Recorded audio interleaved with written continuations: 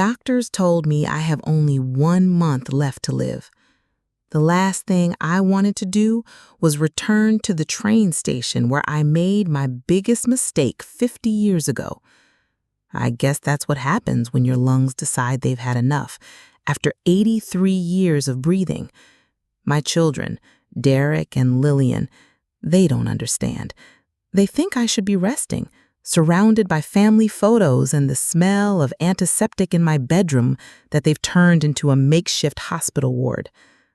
"Mom, you need to rest," Derek said this morning, adjusting my pillows for the 100th time. "The medication Dr. Patel prescribed will help with the pain." I nodded and smiled, but inside I was making plans that would horrify my responsible, practical children, plans to escape. When the home nurse left for her lunch break, I moved faster than I had in years. I changed into my best dress, the blue one with tiny white flowers that Harold always said brought out the color of my eyes. Harold, my husband of 47 years, who passed away 3 summers ago, never knowing my secret. I packed a small overnight bag, took the emergency cash I kept in the hollowed-out Bible on my nightstand, and called a taxi while leaving a vague note saying I needed some time alone. By the time Lillian would come for her afternoon visit, I'd be long gone. The taxi driver, a young man with kind eyes, kept glancing at me in the rearview mirror. "Millbrook train station, please?" I told him when he asked for the 3rd time if I was sure about my destination. "Not many people go there anymore, ma'am. The express trains don't even stop there these days." "I know," I said, clutching my purse. "I'm meeting someone." He nodded, though I could tell he didn't believe me. Who would believe that an 83-year-old woman with oxygen tubes and terminal cancer was meeting someone at an almost abandoned train station? The truth was, I didn't know if Elliot would be there. I didn't know if he was even alive. The last time I saw him was in 1974, standing on platform 3 with tears in his eyes, as I told him I couldn't leave my family, my responsibilities, my entire life behind. He had offered me freedom, adventure, love like I'd never known, and I had chosen safety. As the taxi approached the station, my heart pounded painfully against my ribs. The station looked smaller than I remembered, its red brick facade faded and crumbling in places. The wooden bench where Elliot and I had sat together was still there, weathered by decades of rain and sun. "Do you want me to wait?" the driver asked, concern evident in his voice. "No, thank you. I'll be fine." I paid him, adding a generous tip that made his eyebrows rise, and slowly made my way to the platform, my oxygen tank rolling behind me like an obedient pet. The station was deserted. A tattered schedule showed only 2 trains stopped here daily now, one in the morning and one in the evening. I checked my watch. 3 hours until the evening train. I sat on our bench, the same one where Elliot had first kissed me. I was 33 then, a married woman with 2 small children, trapped in a life that felt like it was suffocating me. Elliot was the new English teacher at the high school where I volunteered. His poetry readings had awakened something in me I thought had died years ago. For 6 months, we met secretly, at the library, in his car, and finally here, at this train station, where he asked me to run away with him to New York. He had been offered a position at a university there. He wanted me to come with him, to start a new life together. I said no. I went home to my children, to Harold, to the life I had committed to. I never saw Elliot again, though not a day passed that I didn't think of him. Now, as I sat waiting, I wondered if I'd made the right choice. I had been a good mother, a faithful wife. I had lived the life expected of me. But as death approached, it wasn't the safe choices I remembered. It was the roads not taken, the love I had surrendered. I reached into my purse and pulled out the letter I'd written last night. If Elliot didn't come, and why would he after all these years, I would leave it here, on our bench. A confession, an apology, a goodbye. The sun began to set, casting long shadows across the platform. I closed my eyes, listening to the distant rumble of an approaching train. I wondered if Derek and Lillian had found my note yet, if they were worried, if they were angry. When I opened my eyes, a tall figure stood at the far end of the platform. The setting sun was behind him, turning him into a silhouette. But I knew. Even after 50 years, I knew. He walked towards me slowly, his gait stiff with age. His hair, which was once dark and thick, was now white and sparse. But his eyes, those remarkable green eyes, were exactly as I remembered. "Gladys," he said, his voice cracking slightly, "I've been waiting for your call for 50 years. My hand flew to my mouth. "How did you know I would come?" He smiled, the same smile that at once made my knees weak. "I didn't know, but I've never stopped hoping." As he sat beside me on our bench, I realized with a jolt that he had been coming here. All these years, he had been coming here, waiting for me. "How often?" I whispered. "Every anniversary of the day you said no. For 50 years. The tears I had been holding back began to flow freely. "I'm dying, Elliot." He took my hand in his skin papery and spotted with age, just like mine. "I know. Your daughter called me." Just as I was about to ask how Lillian had found him, I heard her voice behind me. "Mom?" I turned to see my daughter standing there, her face a mixture of relief and uncertainty. And beside her stood a young woman I had never seen before, with familiar green eyes that made my heart stop. But what Elliot said next changed everything I thought I knew about the past 50 years. "I'd like you to meet someone, Gladys," Elliot said, his voice trembling slightly. "This is Amelia, our daughter." The world around me seemed to freeze. Our daughter? How could that be possible? My mind raced back through the decades, calculating, remembering. "That's not possible," I whispered, but even as the words left my mouth, I knew. That last night together, before I said no, before I walked away forever. How? Elliot's eyes never left mine. "You were already gone when I found out. I tried to find you, but you and Harold had moved. Your friend Ruth said it would be better if I stayed away." Ruth, my closest friend who had helped me through those difficult months after I left Elliot. She had known all along and never said a word? I looked at Amelia, really looked at her. She was in her late 40s, with my chin and Elliot's eyes. My heart felt like it might explode. "I don't understand," Lillian said, her voice tight with confusion. "Mom, what's going on?" I couldn't speak. The enormity of what I was learning paralyzed me. A daughter I never knew, a life that had continued without me.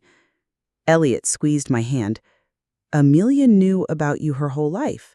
I never kept you a secret from her." "But I kept you a secret from everyone," I whispered. My eyes found Lillian's. "I'm so sorry." Lillian's face showed a storm of emotions, confusion, hurt, anger. She had always been the responsible one, the one who followed rules, who did what was expected. Learning that her mother had once been someone different must be shattering her image of me. "We should talk somewhere more private," Elliot suggested, looking around the empty station that suddenly felt too exposed. Lillian nodded stiffly. "There's a cafe down the street that's still open." The walk to the cafe was silent, heavy with unspoken questions. My oxygen tank made a soft clicking sound against the pavement, marking time like a metronome. Amelia walked beside Elliot, occasionally glancing at me with a mixture of curiosity and something else. Resentment, perhaps. I couldn't blame her. The cafe was nearly empty. We found a corner table and a young waitress brought us coffee. I stared at my daughter, my unknown daughter, trying to see myself in her features. The shape of her hands was mine, the way she tucked her hair behind her ear, just like I always did. "How did you find Elliot?" I finally asked Lillian. "After your diagnosis, I was organizing your papers. I found an old letter in your jewelry box. It was never sent, addressed to Elliot Morgan at Westfield University. I read it." She looked down, ashamed of the invasion of privacy, but not the action itself. "You've been looking for me for weeks," Elliot added. "Amelia saw the social media posts Lillian made. We couldn't believe it was really you after all this time. And then you left that note today about coming to the train station, about fixing a mistake. I knew it had to be connected." Amelia spoke for the first time, her voice surprisingly similar to mine when I was younger. "He came to this station every year on the same day. As a child, I thought it was some strange ritual. Later, I understood. He was waiting for you." "All these years," I whispered, unable to comprehend the magnitude of what I'd lost. "Did you ever marry, Elliot?" He shook his head.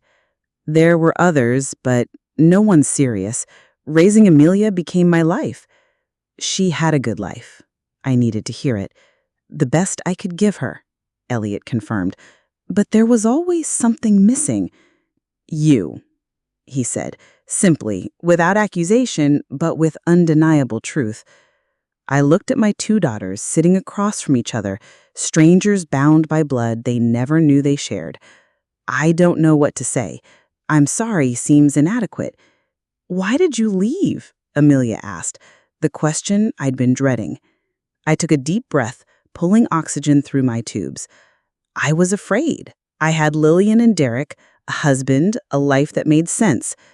Elliot offered me something unknown, uncertain. I chose safety. I looked at Lillian. I chose you and your brother." "At the expense of Amelia," Lillian said quietly.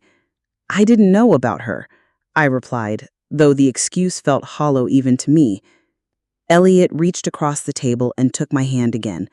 "We can't change the past, Gladys, but we're here now, all of us." Amelia's eyes glistened with tears. "I have 2 children. You have grandchildren you've never met." Grandchildren. More family I never knew existed. The weight of what I'd missed pressed on my chest, more heavily than my failing lungs ever could. "How much time do you have?" Elliot asked gently. "A month, maybe less," I replied. "Then we don't have time to waste on regrets," he said firmly. "Amelia and I have discussed this. We want you to come stay with us, for whatever time you have left." I looked at Lillian, expecting objection, but found only sad resignation on her face. "Is that what you want, Mom? Did I deserve this chance, this forgiveness, this opportunity to know the daughter I abandoned before I even knew she existed?" "Yes," I whispered. "But Derek—" "I'll explain everything to Derek," Lillian promised. "He'll understand, eventually." As we sat in that quiet cafe, the fragments of my fractured life coming together in ways I could never have imagined, I realized that my mistake wasn't choosing my family over Elliot all those years ago. My mistake was believing I couldn't have both, that happiness had to come at someone's expense. "I need to tell you something else," Elliot said, his face suddenly serious. "Something I probably should have told you first, before all this." The look in his eyes sent a chill through me. What more could there possibly be? "What is it?" I asked, my voice barely audible. Elliot exchanged a glance with Amelia before turning back to me. "It's about Harold. There's something you never knew about your husband." Elliot's words hung in the air between us, heavy with implication. Harold knew about us, Gladys. He knew everything. I felt as though the floor had dropped away beneath me. That's not possible. He never said anything. Not once in 50 years. He came to see me the day before you were supposed to leave with me, Elliot continued, his eyes never leaving mine. He didn't threaten or yell. He simply asked what my intentions were. The cafe seemed to recede around me as I imagined this meeting between the two men in my life. One I had chosen, one I had left behind. I told him I loved you, Elliot said, that I wanted to give you the life you deserved, filled with passion and purpose. He listened quietly, then said something I never forgot. She deserves that and more, but her children deserve a mother. My hand trembled as I brought my coffee cup to my lips. Harold had known. All those years, the guilt I carried, the secret glances at old poetry books that reminded me of Elliot, the way I sometimes whispered his name in my sleep, Harold had known. He made me promise not to contact you again, Elliot continued. He said if you chose to come to me on your own, he wouldn't stand in your way, but he wouldn't let me take you from your children. Dad knew? Lillian's voice cracked with disbelief. I reached for her hand across the table. Your father was a better man than I ever deserved. The day you were supposed to meet me at the station, I waited for hours. When you didn't come, I assumed you had chosen Harold and your family.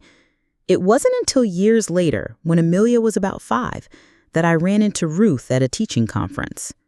Ruth again? I murmured. She told me you had no idea I was still waiting, that Harold had intercepted my messages, that you thought I had given up on you. The realization hit me like a physical blow. Harold had made that choice for me, had carried that burden to protect our family, and I had spent 50 years believing Elliot had simply accepted my decision and moved on. Why didn't you try to find me after speaking with Ruth? I asked. Elliot's eyes grew sad. Ruth told me you were happy, Gladys, that you and Harold had worked things out, that your family was thriving. I had Amelia to consider by then. Disrupting your life seemed selfish. Amelia spoke up, her voice gentle. He used to tell me stories about you, how you could recite entire poems from memory, how you laughed with your whole body, how your eyes lit up when you talked about books. Tears spilled down my cheeks. And you never resented me for leaving you? I did when I was younger, Amelia admitted, but Dad never encouraged that. He always said you made the hardest choice a mother could make, even if you didn't know you were making it. Lillian had been silent, processing everything. Now she looked at me with new eyes. Did you love Dad? Really love him? Yes, I answered without hesitation. Not in the consuming way I loved Elliot, but in a deep, enduring way that grew stronger over the years. Your father was kind, patient, and steadfast. He gave me a beautiful life.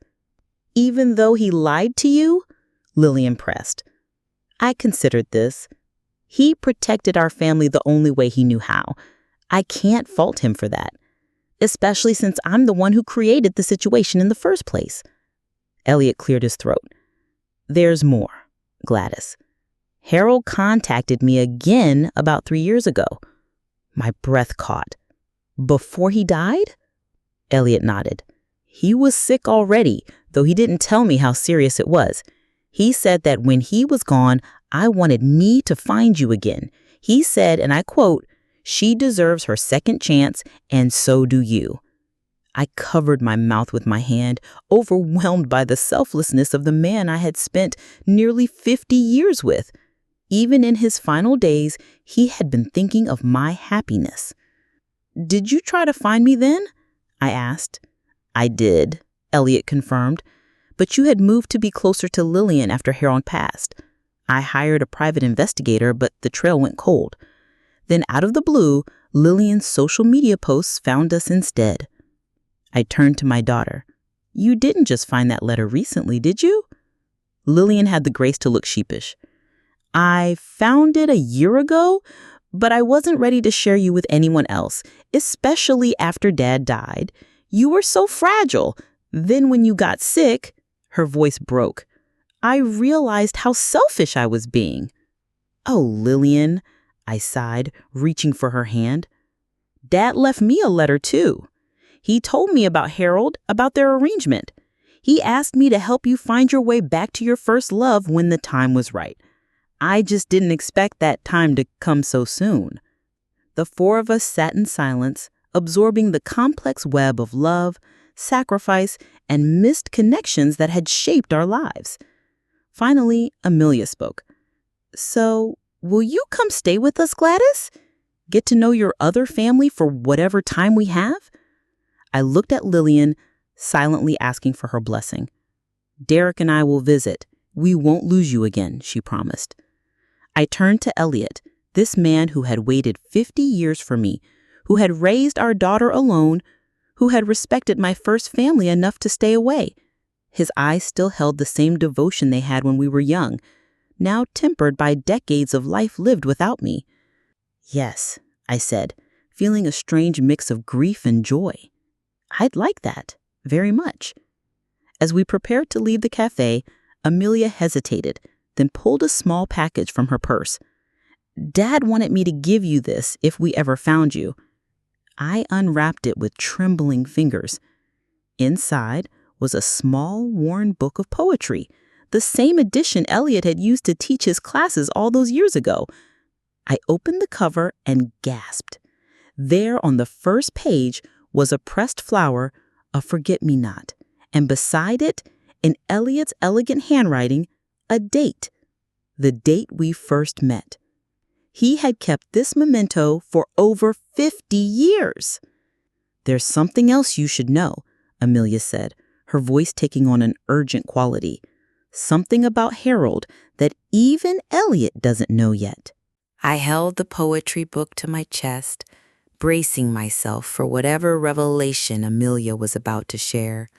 The look on her face was a mixture of uncertainty and determination.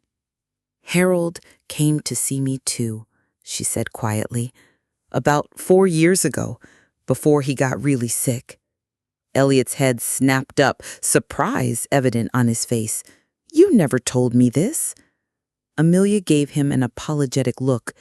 He asked me not to, Dad. He wanted to meet me, just once, to see who I was, to know the daughter that shared his wife's blood. My mind struggled to process this information. Harold, my steady, practical husband, had sought out the daughter I never knew I had, the daughter born of my affair? What happened? I whispered. We met for lunch, Amelia continued. I was angry at first, furious, actually. I blamed him for keeping you away from us, but he was so gentle. He showed me pictures of you with Lillian and Derek. He told me stories about your life together. Tears welled in my eyes as I imagined Harold, always thinking of others, trying to give Amelia a piece of the mother she never knew. He gave me this. Amelia reached into her purse again and pulled out a small velvet box. She slid it across the table to me. With shaking hands, I opened it. Inside was a delicate silver bracelet with a single charm, a tiny silver train. He said he bought it years ago, planning to give it to you on your anniversary, Amelia explained, but he could never bring himself to do it because it would remind you of the choice you made, of what you gave up. He wanted me to have it, to remember that you were always connected to me, even if you didn't know I existed. I clasped the bracelet around my wrist, feeling the weight of it, the weight of Harold's knowledge, his pain, his acceptance, and ultimately, his love. There's more, Amelia said, her voice dropping even lower. Harold left something for you with me. A letter. He made me promise to give it to you only if you found your way back to us. From her purse, she produced an envelope, yellowed with age, my name written on it in Harold's familiar handwriting. The sight of it made my throat tighten. I hadn't seen his handwriting since he passed. I can't, I whispered, pushing it away slightly. Not yet. Elliot covered my hand with his. "Whenever you're ready, Gladys." Lillian had been watching this exchange, her expression unreadable. "Dad never said anything to me about meeting Amelia." "He was protecting you too," I realized aloud. "He didn't want to burden you with the knowledge of your half-sister until it was necessary."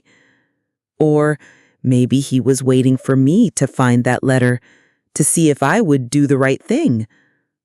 The waitress approached our table, gently reminding us that the cafe would be closing soon. Reality intruded on our bubble of revelations. "We should go," Elliot said, helping me with my oxygen tank as I stood. "It's a 2-hour drive to our home. Are you up for that, Gladys?" I nodded, though fatigue was settling into my bones. The emotional toll of the day was catching up with my failing body. "I'll follow in my car," Lillian said decisively. "I want to help you get settled, Mom." Outside the cafe, the night air was cool and sweet.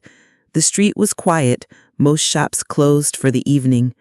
As Elliot helped me into his car, I looked back at the train station in the distance, its outline barely visible in the darkness.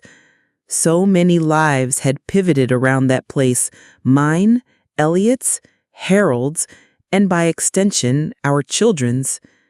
As we drove through the night, Amelia in the back seat and Lillian following behind us, I found myself thinking about the paths we take in life, how one decision can alter everything that follows. "Tell me about your children," I asked to Amelia, desperate to know these grandchildren I had never met. Her face softened. "Thomas is 22, studying engineering. He's brilliant with numbers, just like Lillian is from what she's told me. And Sophie is 19, an artist. She has your eyes. And they know about me." "They know there was a grandmother out there somewhere," Amelia confirmed. "They're excited to meet you. They're both coming home this weekend when they heard we might have found you." I tried to imagine them, these young adults with my blood running through their veins, strangers to me, yet intimately connected. Would they resent me, as Amelia once had? Would they welcome me into their lives for the brief time I had left? "What about Derek?" I asked, turning to look at Elliot. "How will he take all this?" Elliot kept his eyes on the road. "Lillian said she would call him tonight. She seemed to think he would understand, given the circumstances." I wasn't so sure. Derek had always been more rigid than Lillian, more black and white in his thinking. Finding out his mother had a secret love affair and an unknown daughter might be more than he could accept. As if reading my thoughts, Elliot added, "People can surprise you, Gladys. Look at Harold."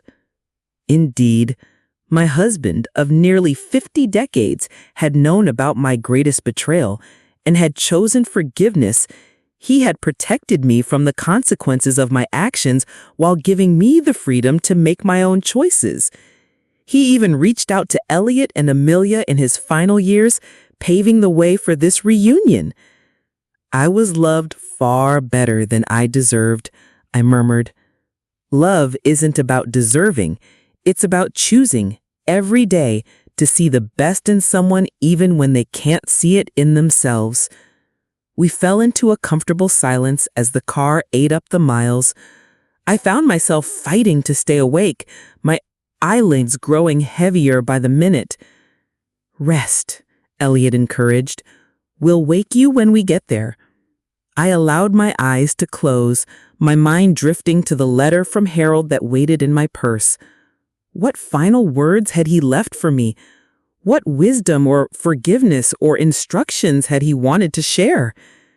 As I hovered on the edge of sleep, a memory surfaced. Harold and I dancing in our living room on our 40th anniversary. No music playing, except the rhythm in our hearts. "Do you have any regrets?" he asked me then, his eyes searching mine. "Not one," I had lied, holding him closer. Had he known even then that I was lying? That despite my love for him, despite our beautiful life together, there was always that one regret that haunted me? I was awakened by the gentle pressure of Elliot's hand on my shoulder. "We're here, Gladys." I blinked awake, disoriented for a moment. Through the windshield, I could see a charming two-story house with a wide front porch, bathed in the soft glow of porch lights.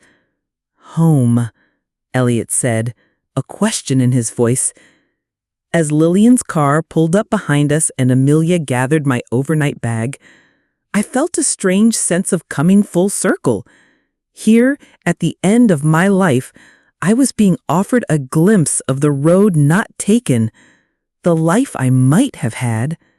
But as we approached the front door, it suddenly swung open, revealing a familiar figure standing in the doorway. A figure that shouldn't have been there, that couldn't possibly be there. "Derek?" I gasped as my son stepped into the light.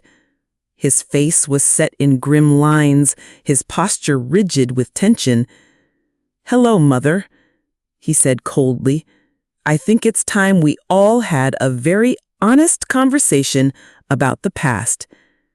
And that's when I noticed he was holding something in his hand, an old, weathered journal that I recognized with horror as my own. "Where did you get that?" My voice came out as a whisper, my eyes fixed on the leather-bound journal in Derek's hands, the one I had kept hidden in a locked box at the back of my closet for decades. Derek's expression remained hard. "Lillian called me after she found Elliot's letter. I went to your house to get some of your medications, and I found this." He held up the journal. I thought it might give me some answers about what was going on. I had no idea what I would find. Elliot stepped slightly in front of me, protective even now. "Perhaps we should all go inside. Gladys needs to rest." Derek's eyes flicked to Elliot, then to Amelia, assessing them both before returning to me. After a moment's hesitation, he stepped aside, allowing us to enter the house. The interior was warm and inviting, bookcases lining the walls, comfortable furniture, and photographs everywhere. I found myself drawn to them immediately, hungry for glimpses of the life I had missed. There was Elliot, younger, holding a baby Amelia as a child, as a teenager, as a young woman, and the grandchildren I had never met, a serious-looking young man and a smiling girl with artistic eyes.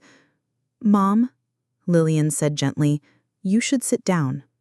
I let them guide me to an armchair, the oxygen tank positioned beside me. My body was exhausted, but my mind was racing. The journal in Derek's hands contained my most private thoughts, my deepest regrets, and my enduring love for Elliot, all written during the lonely years after I had chosen to stay with Harold. "How much did you read?" I asked Derek. "Enough," he answered clippedly. "Enough to know that you've been living a lie from my entire life, that you never wanted to be a mother, that you were planning to abandon us." "That's not fair," Lillian interjected. "Mom chose us. She stayed." "Did she?" Derek challenged. "Or did she just get caught in a life she resented?" His words stung, because there was a grain of truth in them. There had been days, especially when the children were young and demanding, when I had resented the life I had chosen, when I had wondered what might have been if I had gone with Elliot. "I never resented you or your sister," I said firmly. "I loved you both from the moment you were born. But yes, there were times I wondered about the life I didn't choose. That doesn't mean I regretted choosing you." Derek's jaw tightened. "You wrote that you died a little each day in the life you were trapped in. Those were your words, Mom." Elliot stepped forward. "Derek, people can hold contradictory feelings. Your mother could love you deeply and still mourn what she gave up. Those feelings don't cancel each other out." "And who exactly are you to explain my mother's feelings?" Derek demanded. "He's the man I loved," I said quietly. "And he's Amelia's father, your half-sister." Derek's eyes widened as he turned to look at Amelia, truly seeing her for the first time. The family resemblance was subtle but undeniable. "You didn't know about me," Amelia said. Not a question, but a statement. "Just as I didn't know about you until recently." "This is insane," Derek muttered, running a hand through his hair, a gesture so like Harold's that it made my heart ache. "My whole life has been built on a foundation of lies." "Not lies," I corrected. "Omissions, choices, sacrifices. Your father knew about Elliot. He knew about my feelings, and he chose to forgive me, to build a life with me anyway." "Dad knew?" Derek looked stunned. "He knew everything," Lillian confirmed. "He left me a letter explaining it all." "Why didn't he tell me?" The hurt in Derek's voice was palpable. "Because he knew you," I said gently. "He knew you'd react exactly like this. He was protecting you, just as he protected me all those years." Derek sank into a chair across from me, the journal still clutched in his hands. "I don't know what to think anymore. The mother I thought I knew would never have had an affair, considered leaving her family, had another child she never knew about." I finished for him. "I'm not perfect, Derek. I never claimed to be. I made mistakes, terrible ones, that hurt people I loved. But don't you dare say I didn't love you or your father." The room fell silent. Elliot moved to stand beside my chair, his presence a comfort. "I think," Amelia said carefully, "that we're all exhausted and overwhelmed. Maybe we should continue this discussion in the morning after everyone has had a chance to rest and process." Lillian nodded in agreement. "That's probably best. Derek, there's a hotel just down the road if you'd prefer." "I'm not going anywhere," he interrupted. "Not until I understand all of this." Elliot sighed. "There's a guest room upstairs, and the sofa in my study pulls out into a bed. You're both welcome to stay." As Amelia went to prepare the rooms, I found myself alone with my children and Elliot. The tension in the air was thick as a knife. "There's something you should know," I said to Derek, gathering my courage. "I'm dying. The doctors have given me about a month." Derek's face softened slightly. "Lillian told me. That's why I came tonight instead of waiting until tomorrow. I thought we had more time to sort through all this." "We don't," I said simply. "Time is the one thing I don't have to give anymore. So please, Derek, can we not waste what little I have left on anger and recriminations?" He looked down at the journal in his hands, then held it out to me. "I shouldn't have read this without your permission. I'm sorry for that at least." I took the journal, feeling its familiar weight. I kept this as a way to process my feelings without hurting anyone. I never intended for anyone to read it. "Why did you keep it?" Lillian asked. "If it was so private, why not destroy it?" I ran my fingers over the worn cover. Because it was the only place where I could be completely honest, where I could acknowledge all parts of myself, the devoted mother, the loyal wife, and the woman who loved another man. Destroying it would have been like destroying a piece of myself. Derek was watching me intently, his anger tempered now by confusion and a reluctant curiosity. "In the journal, you mentioned a promise you made to Dad. What was it?" I closed my eyes briefly, remembering. After I decided to stay, Harold and I had a long talk. He knew something was wrong, that I was struggling. I didn't tell him about Elliot specifically, but I admitted I was unhappy, feeling trapped.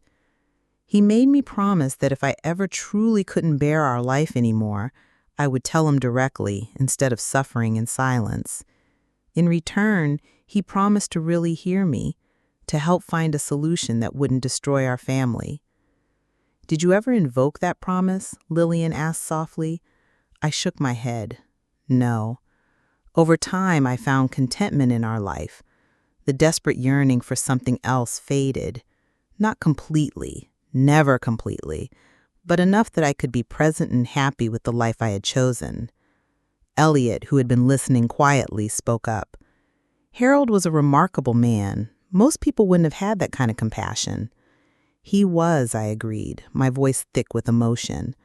Better than I deserved. I still don't understand why you never told us about Amelia, Derek said, his voice less accusatory now. After Dad died, you could have looked for her, for Elliot. I didn't know she existed, I reminded him. As for Elliot, I thought he had moved on decades ago. And honestly, I was afraid. Afraid of disrupting your lives, afraid of tarnishing your memories of me and your father. Amelia returned, announcing that the rooms were ready. As she helped me to my feet, I found myself swaying with exhaustion, the emotional toll of the day finally catching up with my frail body. You need to rest, Mom, Lillian said, concern evident in her voice. I nodded, suddenly too tired to argue. We'll continue tomorrow. There's so much more to say, to explain. Elliot led me to a bedroom on the ground floor, clearly prepared for my arrival. The oxygen machine was already set up beside the bed, and framed photographs decorated the nightstand. Pictures of Amelia and her children, and one of Elliot and me from 50 years ago that he must have kept all this time. Will you be all right? He asked as he helped me settle. I'm not sure any of us will be, I replied honestly. But yes, I'll manage. He hesitated, then bent to kiss my forehead gently. Good night, Gladys. I'm glad you're here, despite the circumstances. After he left, I reached for my purse and removed Harold's letter, turning it over in my hands. Was I ready to read his final words to me? To face whatever truths or forgivenesses or accusations it might contain? With trembling fingers, I broke the seal and unfolded the paper inside. My dearest Gladys, if you're reading this, then you finally found your way back to Elliot and the daughter you never knew you had. I hope I'm wrong about this, but I suspect I won't be there when it happens. Tears blurred my vision as I continued reading. I want you to know that I understood even from the beginning. I saw how your eyes lit up when you talked about poetry, about dreams bigger than our small-town life could contain. I knew Elliot could give you those things in a way I never could, but I also knew how much you loved our children, how responsible you felt for their happiness.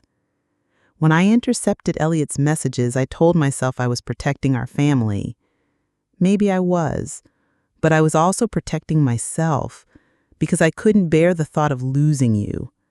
That was selfish, and for that I am truly sorry.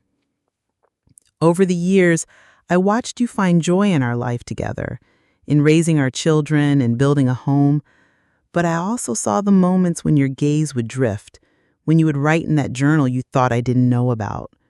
I saw the woman who sacrificed a part of herself for us.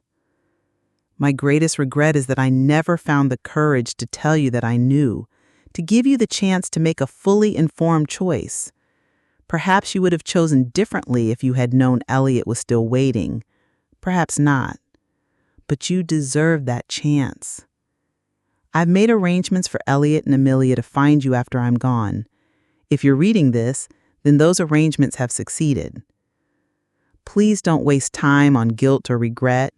We had a good life together, Gladys. I have no complaints.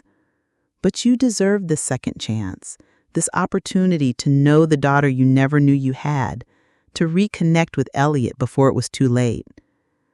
All I ask is that you remember me kindly, as I will always remember you as the woman who chose duty and family over her own heart's desire. There is nobility in that choice, a quiet heroism that I have always admired. Be happy, my love. Find the joy you set aside all those years ago. It's waiting for you. Forever yours, Harold. I clutched the letter to my chest, tears streaming down my face. Even in death, Harold was giving me permission to find happiness, to embrace the road not taken. His generosity of spirit was humbling, overwhelming. As I drifted toward sleep, his words echoed in my mind. Be happy, my love. I had spent decades wondering what might have been. Now, in the twilight of my life, I had been given a precious gift, the chance to find out, to know the daughter I never knew I had, to reconnect with Elliot before it was too late. Tomorrow would bring more difficult conversations, more revelations, more bridges to build between the fractured pieces of my family. But for tonight, I felt a peace I hadn't known in years. Just as I was about to succumb to sleep, my door creaked open slightly. A shaft of light from the hallway illuminated a familiar silhouette. "Derek?" I whispered. He stepped into the room, the journal in his hands. "There's something in here I need to ask you about. Something I found that doesn't make sense." I struggled to sit up, suddenly alert. "What is it?" He opened the journal to a marked page. "You wrote about a promise, not the one you made to Dad, but one you made to someone else. Someone named Rebecca. Who is she, Mom? And why did you write that keeping her secret might be the second biggest mistake of my life?" My blood ran cold. I had forgotten about that entry, written in a moment of weakness and guilt. The secret I had kept for almost 60 years, the one that even Elliot didn't know about. "Close the door, Derek," I said quietly.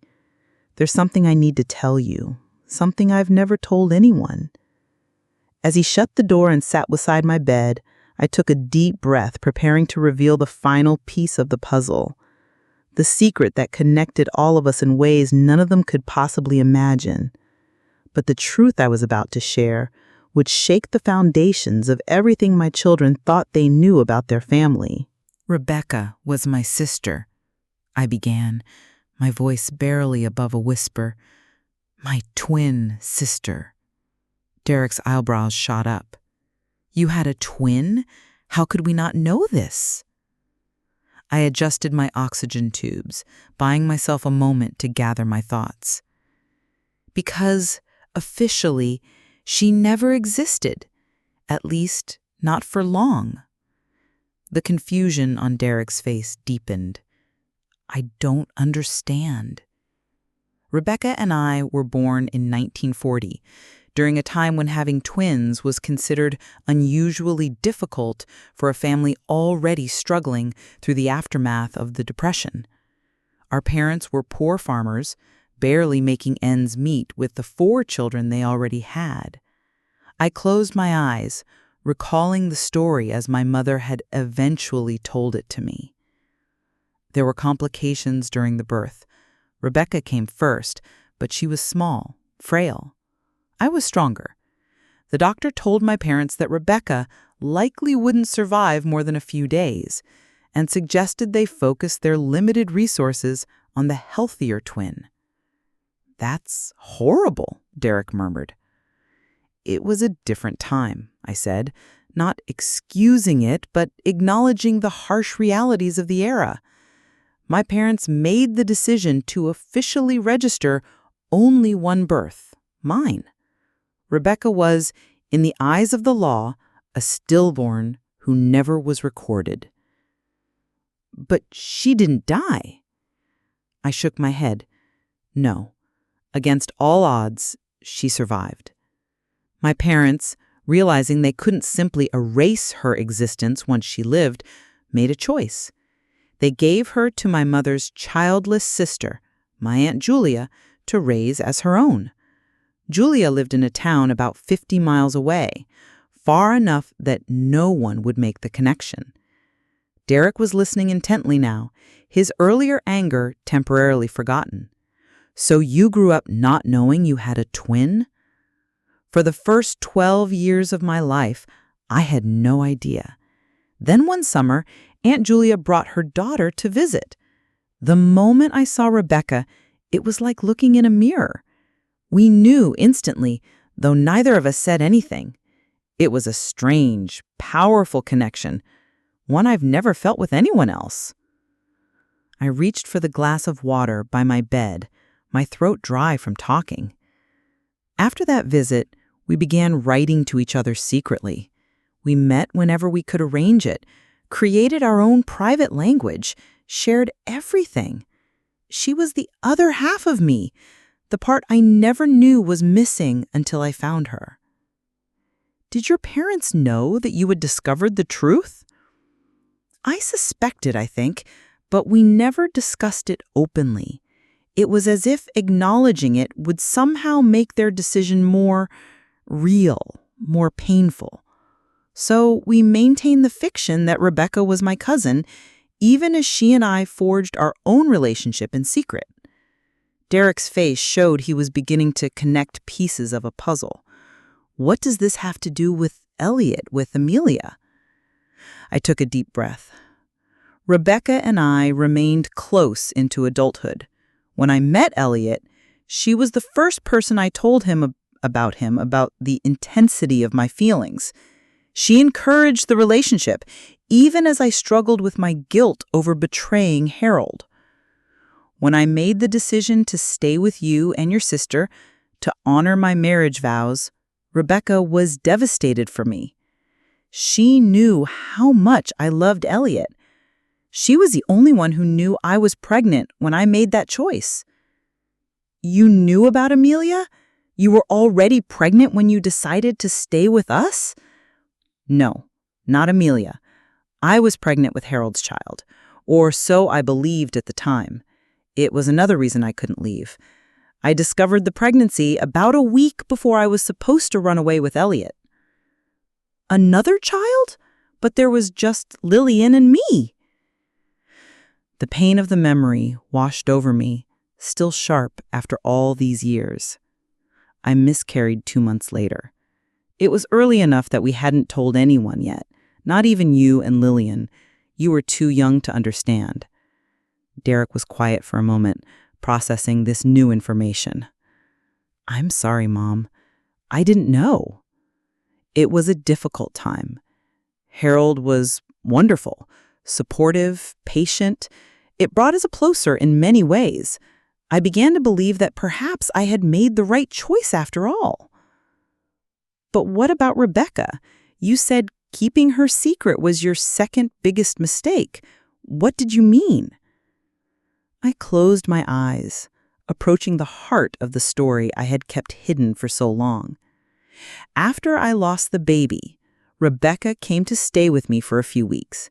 Harold had taken you and Lillian to visit his parents to give me space to grieve. During that time, Rebecca made a confession that changed everything. She told me that she had been seeing Elliot. Derek's sharp intake of breath told me he understood the implication immediately. Yes, I confirmed. After I broke things off with Elliot, Rebecca sought him out. She didn't tell him who she really was, just introduced herself as my cousin.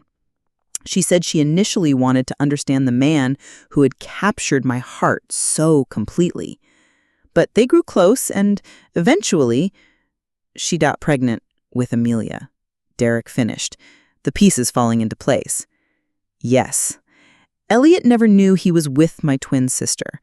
They looked so similar, and Rebecca had studied my mannerisms, my way of speaking. It was only a brief affair. She left town as soon as she realized she was pregnant, told Elliot she was moving across the country. She raised Amelia on her own for the first few years. Does Elliot know any of this? I shook my head. No. Rebecca made me promise never to tell him. She was afraid he had only been with her because she reminded him of me. She couldn't bear the thought that Amelia might have been conceived out of Elliot's lingering feelings for me, rather than any real affection for her.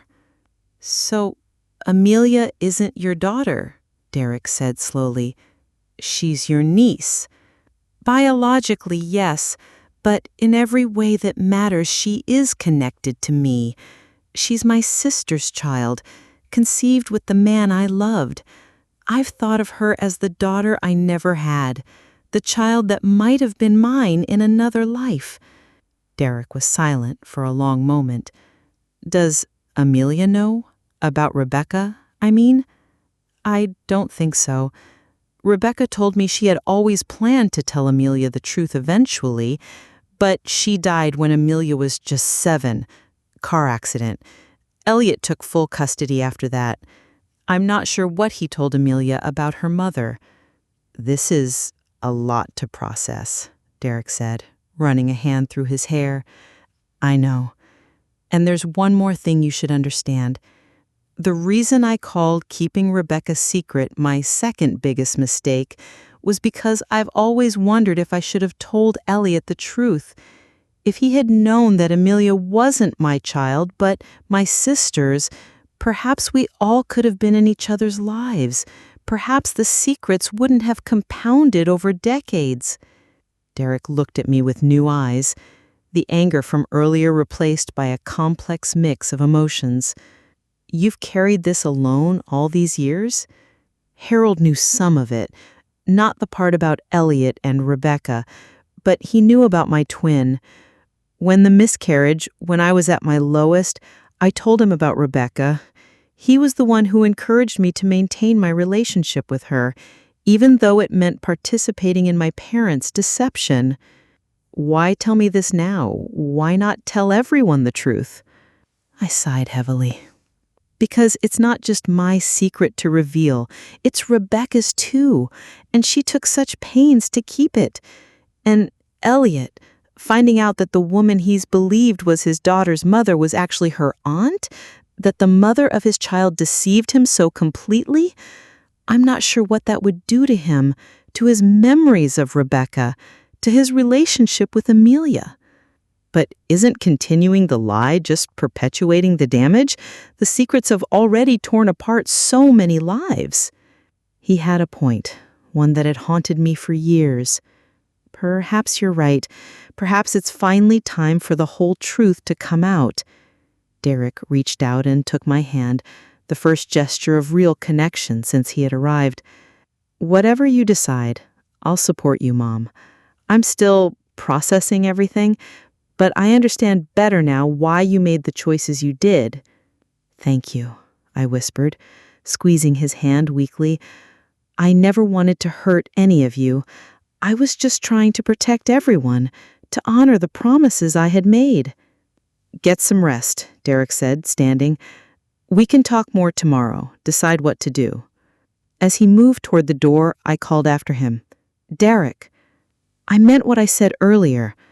I never regretted choosing you and your sister, not for a moment. He paused, his hand on the doorknob. I believe you, Mom.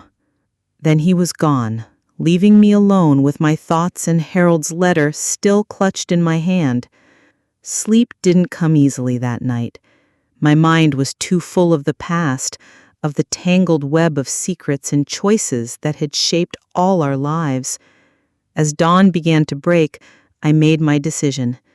It was time for the truth, all of it, to finally come to light.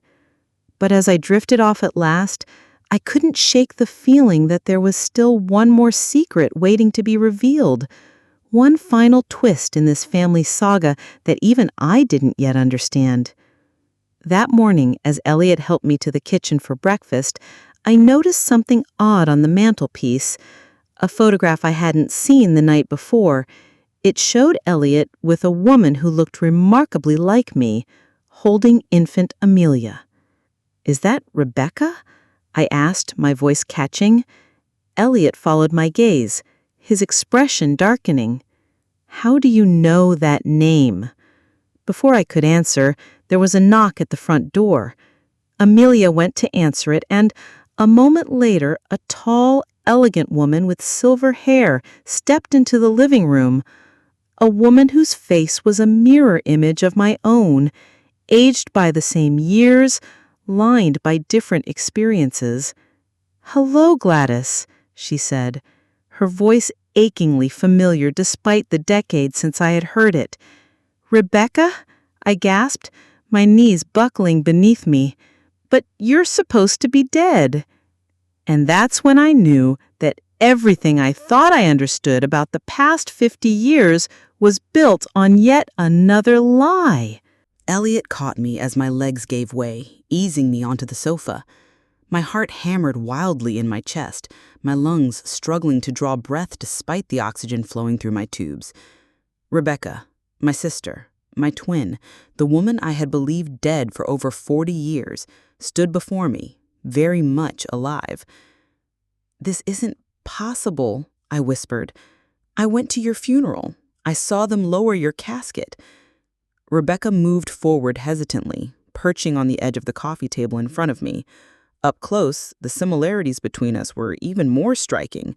The same eyes, the same bone structure, though her hair was shorter, her posture straighter, unhindered by illness. "There was a funeral," she acknowledged, "but I wasn't in that casket." The room had gone completely still. Lillian and Derek stood frozen in the doorway to the kitchen, their faces masks of confusion. Amelia remained by the front door, her expression unreadable. Elliot sat beside me, his hand gripping mine tightly. "You faked your death?" The words sounded absurd even as I spoke them. Rebecca nodded, her eyes never leaving mine. "I had my reasons, Gladys. Good ones, I thought at the time." "I mourned you," I said, my voice breaking. "For 40 years, I've carried the guilt of not being there when you needed me, of letting you raise Amelia alone until it was too late." Rebecca flinched. "I know. I'm so sorry for that pain. It was never my intention to hurt you." "Then what was your intention?" Elliot demanded, speaking for the first time since Rebecca's arrival. The tension in his voice revealed a depth of emotion I hadn't anticipated. "What possible reason could justify letting everyone believe you were dead?" Rebecca's gaze shifted to Elliot. "I was protecting Amelia, and you, and Gladys, from the truth." "What truth?" Amelia asked, finally moving into the room. "What could be so terrible that you had to disappear from our lives?" Rebecca took a deep breath, visibly steeling herself. "Amelia isn't Elliot's biological daughter." The statement landed like a physical blow. Elliot recoiled as if he'd been struck. Amelia's face drained of color. "That's not possible," Elliot said firmly. "She looks like me. Everyone has always said so." "She looks like Gladys," Rebecca corrected gently, "and me. Because she's my daughter, but you're not her father." I found my voice again. "Who is?" Rebecca's eyes met mine, and in them I saw a plea for understanding. "Harold." The room exploded into chaos. Elliot shot to his feet, his face contorted with shock. Amelia let out a small cry. Lillian and Derek both started speaking at once, their voices overlapping in confusion and disbelief. "That's not possible," I said, when I could finally speak. "Harold would never." "He didn't know it was me," Rebecca interrupted. "He thought he was with you." My mind reeled, trying to make sense of this revelation. "What are you saying? That you pretended to be me? With my husband?" Rebecca nodded, her eyes filling with tears. "It was only once. You and Elliot were still seeing each other. Harold suspected something was wrong in your marriage. He'd had too much to drink, lonely, confused. I went to your house to borrow something while you were supposedly at a school meeting, actually meeting Elliot. Harold was there. He'd had too much to drink, was upset about how distant you'd been. He thought I was you," she continued, her voice dropping to almost a whisper. "I should have corrected him immediately, but I'd always envied what you had, Gladys. The stable marriage, the beautiful children, the respectable life. Just once, I wanted to know what it felt like to be you, to be loved the way Harold loved you." The betrayal cut deep, stealing my breath more effectively than my failing lungs ever could. My sister, my husband, the two people I trusted most in the world. "It was unforgivable," Rebecca acknowledged. "I knew that the moment it happened. I left town the next day, couldn't face either of you. When I realized I was pregnant a few months later, I didn't know what to do. I couldn't tell Harold. It would destroy your marriage, your family. I couldn't tell you. You would never forgive me." "So you found Elliot," I said, the pieces finally falling into place. "You pretended to be you with Elliot. Introduced yourself as my cousin, Let him believe he was Amelia's father? Rebecca nodded. It seemed like the best solution. Elliot was a good man who wanted a child. He was still in love with you. When he looked at me, I knew he was seeing you, and I took advantage of that. It was wrong, deeply wrong. When did you fake your death? Elliot asked, his voice hollow. When Amelia was 7. I realized I couldn't continue the deception. Every day I was lying to my daughter, to you, to everyone. The guilt was destroying me. So I created a new identity, staged the accident, and disappeared. I thought it would be better for Amelia to have a straightforward narrative, a mother who died tragically, than to know the complicated, ugly truth. Elliot's face was a study of devastation. You let me raise another man's child, believing she was mine? You let me grieve you, miss you, tell Amelia stories about her mother that were all based on lies? I'm so sorry, she whispered. I convinced myself it was for the best, that Amelia would have a better life with you than with me and my guilt. Amelia, who had been silent throughout this exchange, finally spoke. So I'm not Elliot's daughter. I'm the product of my mother's deception, of her betrayal of her own sister. You're my daughter, Elliot said fiercely, turning to her. Biology doesn't change that. I raised you, loved you, was there for every milestone. That's what makes a father. And Harold never knew? I asked Rebecca. She shook her head. Never. He didn't remember that night clearly. He thought it had been a dream, a fantasy. He never connected it to my disappearance or to Amelia. Derek stepped forward. If what you're saying is true, then Amelia is our half-sister, not our cousin. Yes, Rebecca confirmed. You share a father. Lillian, who had been uncharacteristically quiet, finally spoke. Why come back now? After all these years, why reveal yourself?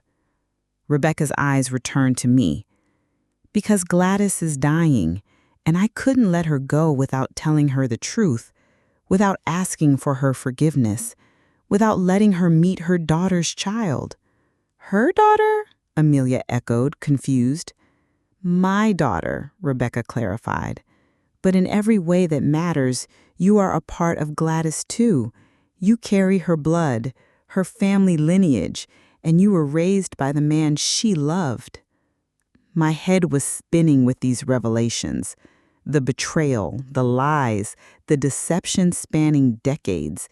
It was almost too much to comprehend. And yet, beneath the shock and hurt, I felt something else. A strange sense of relief. The final puzzle piece had fallen into place. The secrets were out in the open at last. Where have you been all these years? I asked Rebecca. Canada, mostly. I built a new life there, became a teacher. I never married again, never had more children, but I kept tabs on all of you from a distance. When I heard about your diagnosis, I knew it was time to come back, to face what I'd done. Elliot still looked shock-shelled. He said, abruptly, rising from the sofa and heading for the door. Dad, Amelia began, then stopped, uncertain whether she still had the right to call him that. Let him go, Rebecca said gently. He needs time to process. As the front door closed behind Elliot, I found myself studying Rebecca, this mirror image of myself who had taken such a different path in life. There was something else, something she was still not saying. There's more, isn't it? I asked Rebecca. Something you're still holding back? Rebecca met my gaze, a lifetime of shared understanding passing between us, despite the years of separation. Yes, she admitted. There's one more thing you should know. She reached into her purse and pulled out an envelope, similar to the one Harold had left for me. Harold contacted me too before he died. Somehow he had figured it out, about Amelia, about what happened that night. He wrote me this letter, asked his lawyer to deliver it after his death. Harold knew? The revelation staggered me. All this time he knew Amelia was his daughter? Not all this time, Rebecca corrected. He pieced it together near the end of his life. The timing, the resemblance that everyone attributed to you and me being cousins. He was smarter than we gave him credit for. She handed me the envelope. He wanted you to have this too, when the time was right, when all the secrets were finally out in the open. With trembling hands, I opened this second letter from my late husband. The handwriting was shakier than in the first letter, suggesting it had been written later, perhaps when his illness was more advanced. My dearest Gladys, if you're reading this, then you know the truth about Amelia. I suspect this revelation has come as a shock, another upheaval in a life that has already seen too many secrets and lies. I want you to know that I've made peace with what happened. Rebecca's deception was wrong, but I bear some responsibility too. I knew she wasn't you that night, not deep down. The truth is, I was angry at you, hurt by your emotional distance, and I chose not to see what should have been obvious. In a strange way, this revelation has brought me comfort in my final days, knowing that Amelia carries a part of me in the world, that my legacy extends beyond just Derek and Lillian. I regret that I never had the chance to know her as my daughter, but perhaps that's for the best. She had a good father in Elliot, a man who chose to love her every day. I hope this truth, painful as it is, brings some measure of healing to our fractured family. Perhaps in knowing the whole story at last, you can all find a way forward together. I have loved you imperfectly but completely, Gladys. Remember that, above all else. Yours always, Harold. I lowered the letter, tears streaming down my face. Even from beyond the grave, Harold was teaching me about forgiveness, about the complicated nature of love and family. The front door opened and Elliot returned, his face lined with the weight of everything he had learned. His eyes met mine across the room, filled with questions I wasn't sure how to answer. "What do we do now?" Amelia asked, her voice small. I looked around at these people, my children, my sister, the man I had loved and lost and found again, the daughter who was and wasn't mine, and realized that, despite everything, we were family, bound by blood, by choices both good and bad, by secrets finally revealed. "We begin again," I said simply, "with the truth this time."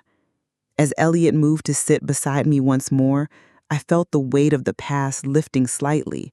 There would be more difficult conversations ahead, more pain to work through, more forgiveness to seek and offer. But for the first time in decades, I felt as though I could finally breathe freely, despite my failing lungs. Rebecca reached for my hand hesitantly. "Can you ever forgive me, Gladys?" I looked at my twin, my mirror, my oldest secret, and answered, "I don't know, but I'm willing to try." The clock on the mantel chimed, reminding us all that time, my time especially, was shortening. There was still so much to say, so many bridges to rebuild. But as I looked at the faces around me, I realized that something important had already begun. The healing had started, and perhaps that was enough for now. But when Amelia suddenly stood up, her face ashen, I knew there was still more to come. "There's something else you all need to know," she said, her voice shaking. "Something about my son, Thomas." All eyes turned to Amelia as she stood trembling in the center of the room. The tension that had momentarily eased now returned, crackling in the air between us. "What about Thomas?" Elliot asked, concern evident in his voice. Amelia wrapped her arms around herself, as if trying to hold herself together. "Thomas has been doing genealogical research for a school project. He's been building our family tree, using one of those DNA testing services." A chill ran through me. In this age of scientific certainty, our carefully constructed family narratives were no match for genetic truth. He got his results back last week, Amelia continued. They didn't make sense to him or to me at the time. The test showed connections to the Reynolds family, to Derek and Lillian, that were too close to be explained by me being their cousin's daughter. He knows, Rebecca said quietly. It wasn't a question. Amelia nodded. Not everything, but he knows that the story we've told him about his heritage isn't accurate. He's been asking questions I couldn't answer. Elliot leaned forward, elbows on his knees. Where is he now? And Sophie? They're both at school. I called them this morning, told them to come home this weekend, that we had important family matters to discuss. Amelia's eyes filled with tears. How do I tell them that everything they thought they knew about themselves is a lie? That their grandfather isn't their grandfather? That the grandmother they thought was dead has been alive all along? Together, I said firmly. We'll tell them together, all of us. No more secrets, no more lies. Derek, who had been listening silently, spoke up. Thomas is what? 22? Sophie is 19. They're adults. They deserve the truth, difficult as it may be. And what is the truth, exactly? Lillian asked, her practical nature asserting itself. That our father had a child with our mother's secret twin sister, who then tricked Elliot into believing the child was his, faked her own death, and disappeared for 40 years? Put so baldly, the story sounded absurd, like something from a sensational novel rather than the reality of our lives.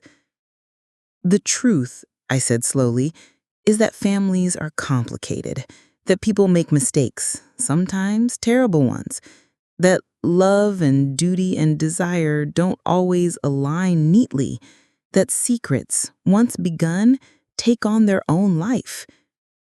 Rebecca moved to sit beside Amelia, reaching for her hand tentatively. To my surprise, Amelia didn't pull away.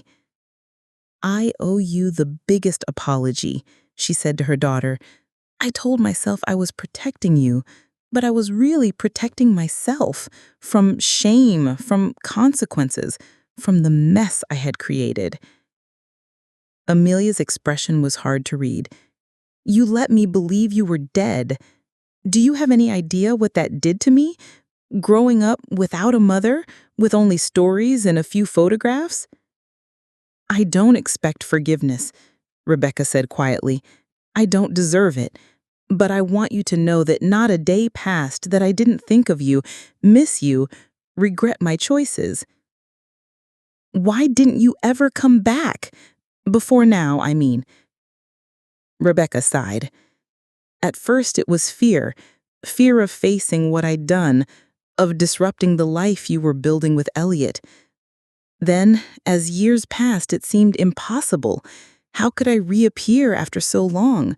What explanation could I possibly give that wouldn't destroy everything? So instead you let us live a lie? Elliot said, his voice tight with barely controlled emotion. Yes, Rebecca admitted. It was wrong, unforgivably wrong. The room fell silent again, each of us lost in our own thoughts, trying to make sense of the tangled web of deception that had defined our lives for so long. Finally, I spoke. We can't change the past. We can only decide how to move forward from here. Derek nodded slowly. Mom's right. We have a choice now. We can let these revelations tear us apart, or we can try to build something new from the ruins. Something honest, Lillian added. Elliot looked at Amelia. You will always be my daughter. That hasn't changed. I raised you, loved you, are proud of the woman you've become. Biology doesn't alter that. Tears spilled down Amelia's cheeks. You're the only father I've ever known." "And Harold?" I asked gently. "How do you feel about learning he was your biological father?" Amelia shook her head, bewildered. "I don't know. I met him only once, when I was small. I remember a kind man who gave me candy and called me little lady. I had no idea he was anything other than your husband, Aunt Gladys. I mean, Gladys." She stumbled over what to call me, our relationship suddenly unclear. "You can still call me Aunt Gladys," I assured her. "I've been that to you all your life, even if we now know the relationship is more complicated." Rebecca was watching this exchange, her expression a mixture of regret and hope. "Perhaps, in time, we can establish new relationships based on truth rather than deception." Elliot still looked shaken, but he nodded slowly. "For Thomas and Sophie's sake, if nothing else, they shouldn't have to bear the weight of our mistakes." The conversation was interrupted by the sound of my oxygen machine beeping, a reminder that my tank needed to be changed. Elliot moved to help me, his hands gentle despite the turmoil he must have been feeling. As he adjusted the tubes, I caught his eye. "I'm sorry," I whispered, "for everything." "None of this was your doing, Gladys," he replied softly. "You were deceived as much as any of us." "But if I had made different choices 50 years ago, we can't live in what-ifs. We can only deal with what is." Once my oxygen was flowing properly again, Lillian suggested we all take a break, give ourselves time to process everything we'd learned. We agreed to reconvene for dinner, to continue talking then. As the others dispersed, Derek and Lillian to their rooms, Elliot to a study, Amelia to call for children, Rebecca lingered. "May I stay with you a while?" she asked hesitantly. "There's so much I want to tell you, to ask you." I nodded, suddenly eager to spend time with this sister I had thought lost forever. Despite everything, she was still my twin, my first companion in life. Rebecca settled beside me, on the sofa, close but not touching. For a long moment we simply sat in silence, two women in their 80s, identical, yet profoundly different, shaped by the divergent paths our lives had taken. "You look well," I said finally. "Better than me, certainly." "You're fighting cancer. I'd say that gives you a good excuse." "Did you ever get sick in all these years?" "Breast cancer, about a decade ago.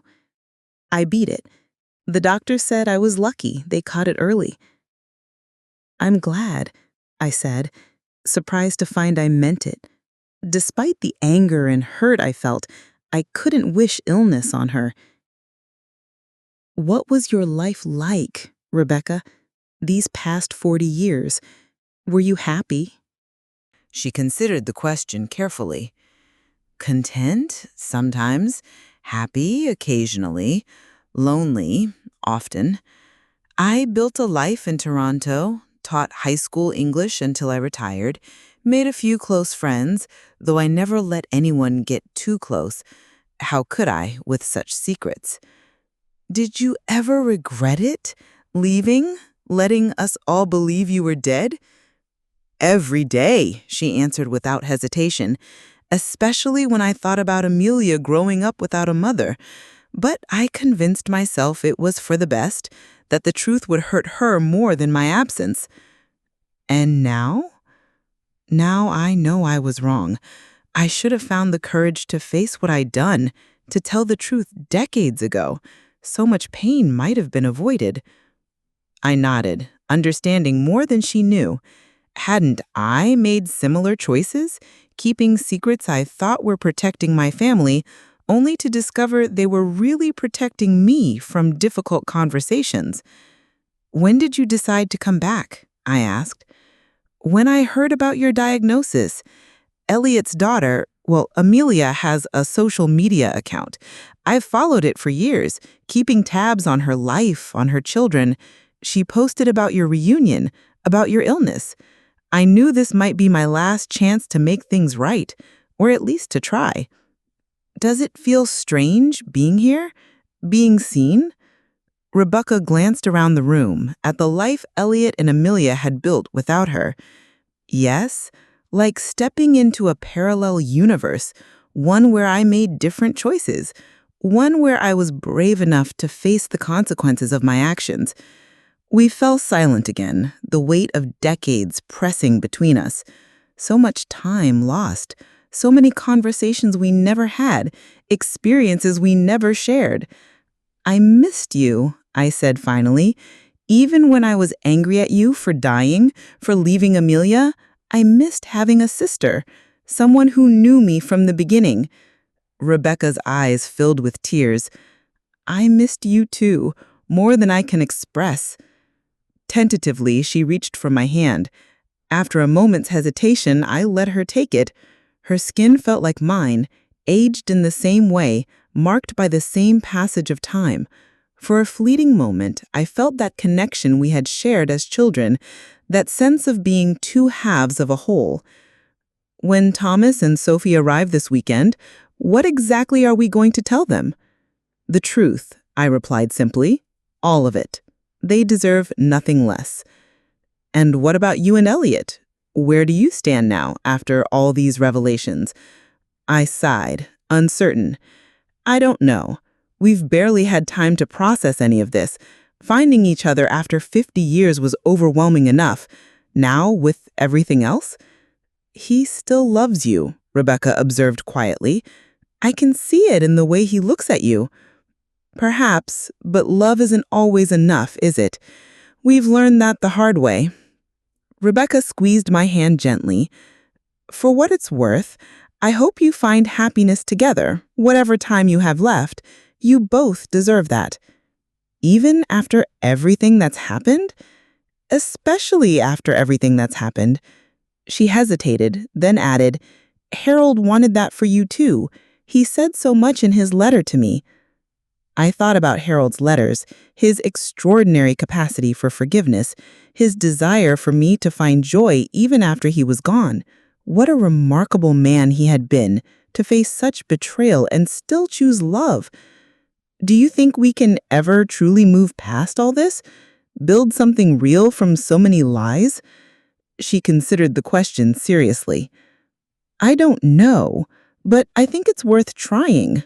For Amelia's sake, for Thomas and Sophie, for all of us. The conversation was interrupted by Elliot returning to the living room, his expression solemn but composed. He had clearly used his time alone to come to some kind of resolution. Amelia just got off the phone with Thomas. He's driving up tonight instead of waiting for the weekend. He wants answers sooner than later. And Sophie? Rebecca asked. She has an exam tomorrow she can't miss. She'll come up Friday evening. I felt a flutter of anxiety. So soon? Are we ready for this? Elliot sat across from us, his gaze steady. I don't think we'll ever feel completely ready, but Thomas deserves the truth, and he's clearly figured out enough on his own to be concerned. What exactly does he know? Rebecca asked. Only that the DNA test showed connections that don't align with the family story he's been told. Amelia says he's confused, upset. He thinks she's been lying to him. She has, Rebecca said quietly. We all have, in one way or another. The three of us sat in silence, contemplating the conversation that lay ahead. How would Thomas react to learning that the grandfather he had known all his life wasn't his biological grandfather, that his grandmother, long believed dead, was very much alive, that his entire family history was built on deception? We should tell Derek and Lillian, I said finally, about Thomas coming tonight. Elliot nodded. Amelia's doing that now. She thought they might want to be present for the conversation.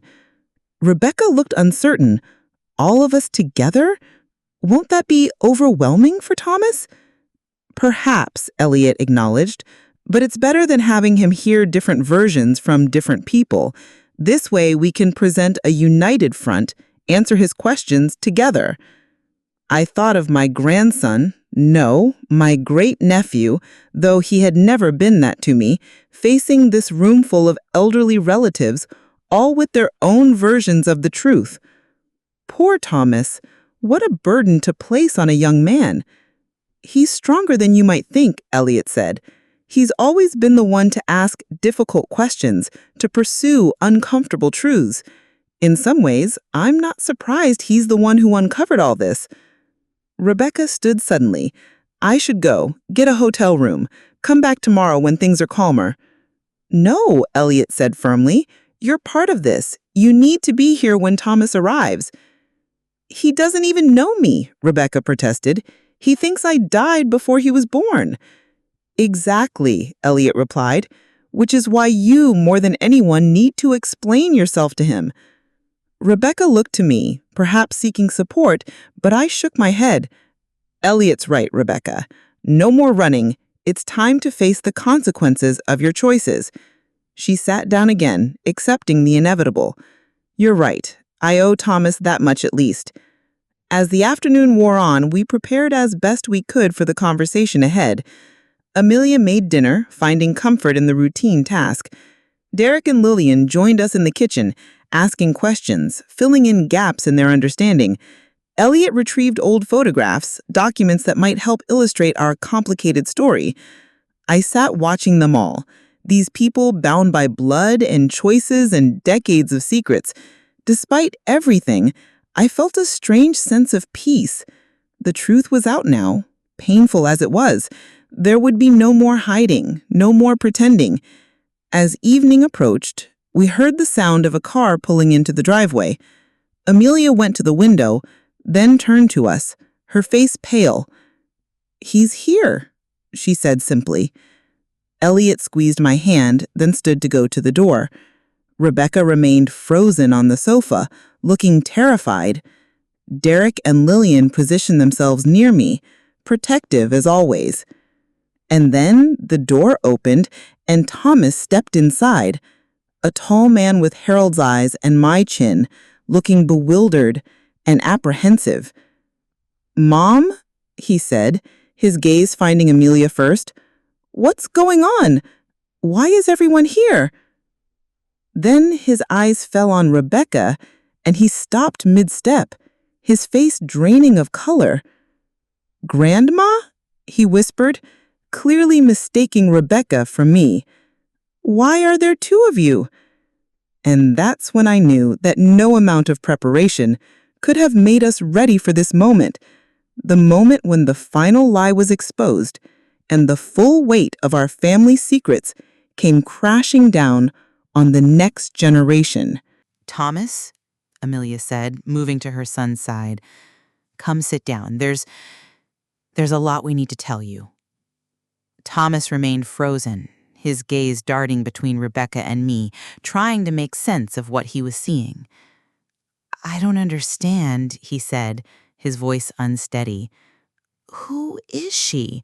Why does she look exactly like Grandma Gladys? Elliot stepped forward. Son, please sit. This is going to take some explaining. Slowly, Thomas allowed himself to be guided to an armchair. The rest of us arranged ourselves around the living room, an unconscious tableau of our complicated family dynamics. Elliot and I on the sofa, Rebecca perched on its edge as if ready to flee at any moment. Amelia beside her son, one hand resting reassuringly on his arm. Derek and Lillian standing behind me, still protective. The DNA test, Thomas said, looking at his mother. This has something to do with the results, doesn't it? The ones that didn't make sense? Amelia nodded. Yes, but it's more complicated than we initially thought. Thomas, I began gently, the woman you're looking at is Rebecca. She's my twin sister. Twin sister? Thomas echoed, disbelief evident in his voice. You never mentioned having a twin. Because until yesterday, I believed she had died over 40 years ago.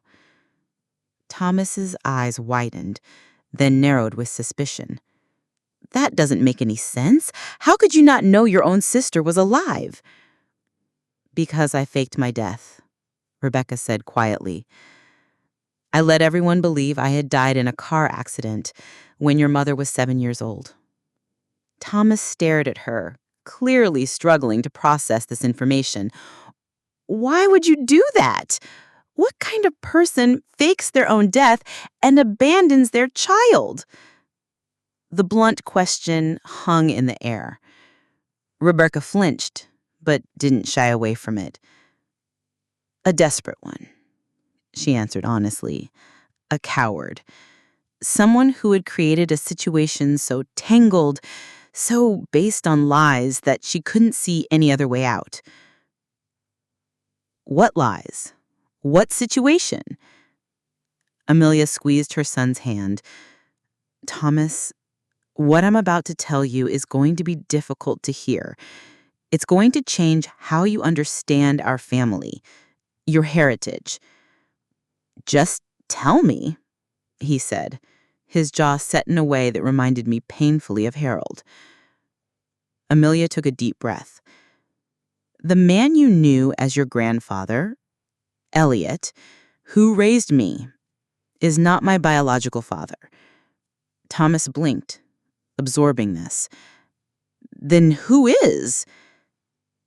Harold Reynolds, Elliot said, his voice steady despite the obvious pain this caused him. Gladys's husband. But that would make you, Thomas turned to Lillian and Derek. Your mother's half-siblings, Lillian confirmed, not her cousins, as we all believed. Thomas shook his head, trying to make sense of it all. So Grandpa Elliot isn't actually related to me by blood, and you two are my, half-aunt and half-uncle? Yes, Derek said simply. Thomas turned back to his mother. Did you know? All this time, did you know Elliot wasn't your real father? No, Amelia said firmly. I only learned the truth yesterday, just like you're learning it now. And Harold, my actual biological grandfather, he never knew either? A heavy silence fell over the room. Finally, I spoke. He figured it out near the end of his life. He left letters explaining that he had pieced it together, but chose not to disrupt everyone's lives with the revelation. Thomas ran his hand through his hair, a gesture so like Harold's that it made my heart ache. This is a lot, but it still doesn't explain why she, he pointed at Rebecca, would fake her death, or how Harold ended up being your biological father if Elliot raised you. And so, piece by painful piece, we laid out the whole sordid story. Rebecca's deception of Harold, her subsequent deception of Elliot, her decision to disappear rather than face the consequences of her actions. With each revelation, Thomas's expression grew more incredulous, more disturbed.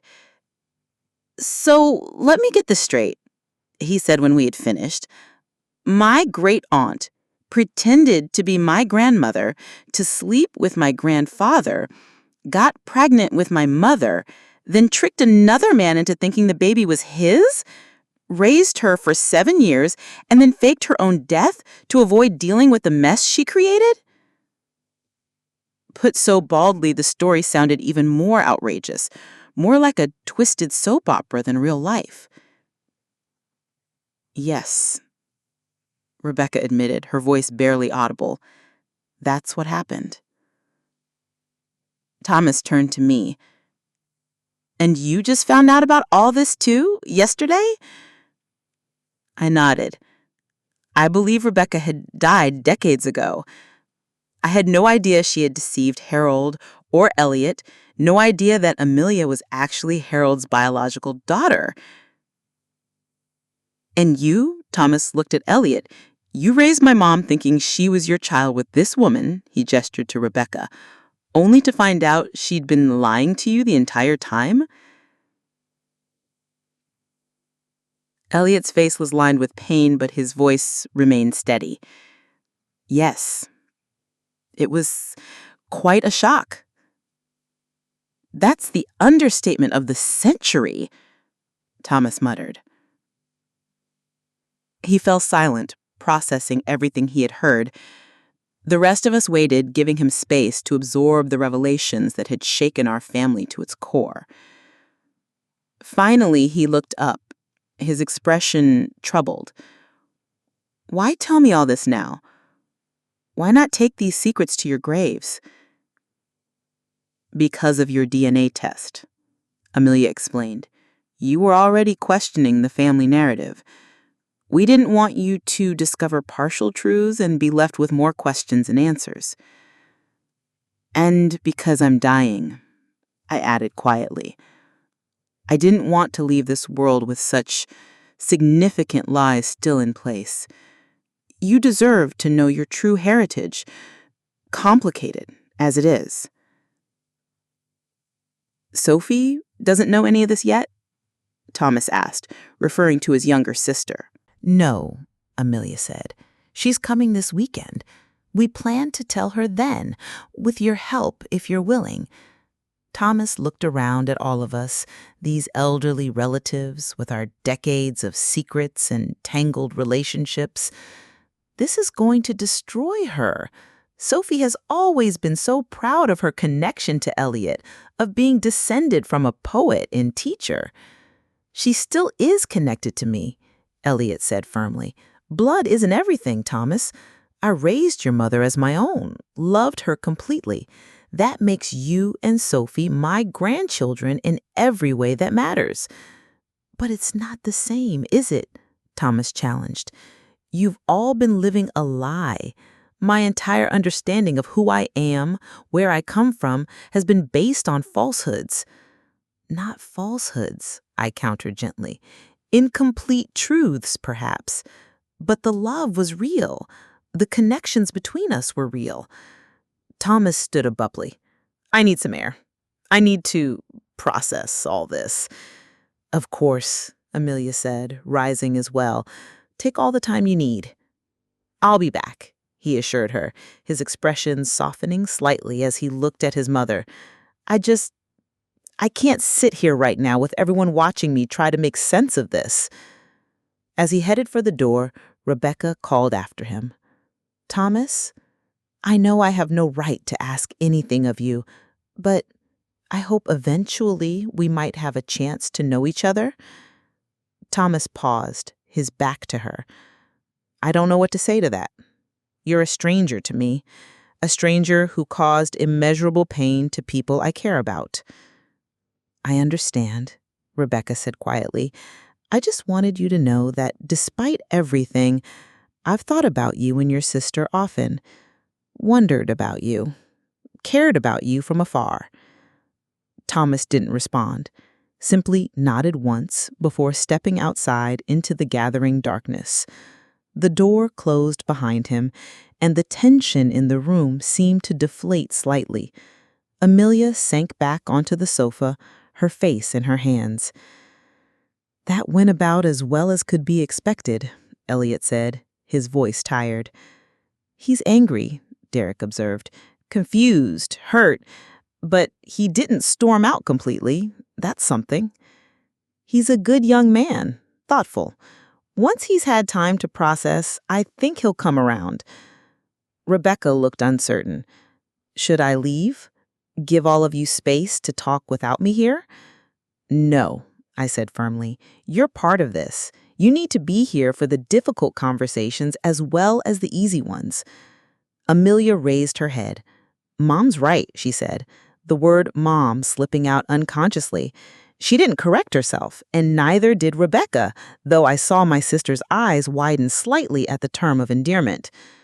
We sat in silence for a while, each lost in our own thoughts. The clock on the mantel ticked steadily, marking the passage of time. time that was increasingly precious to me. "What now?"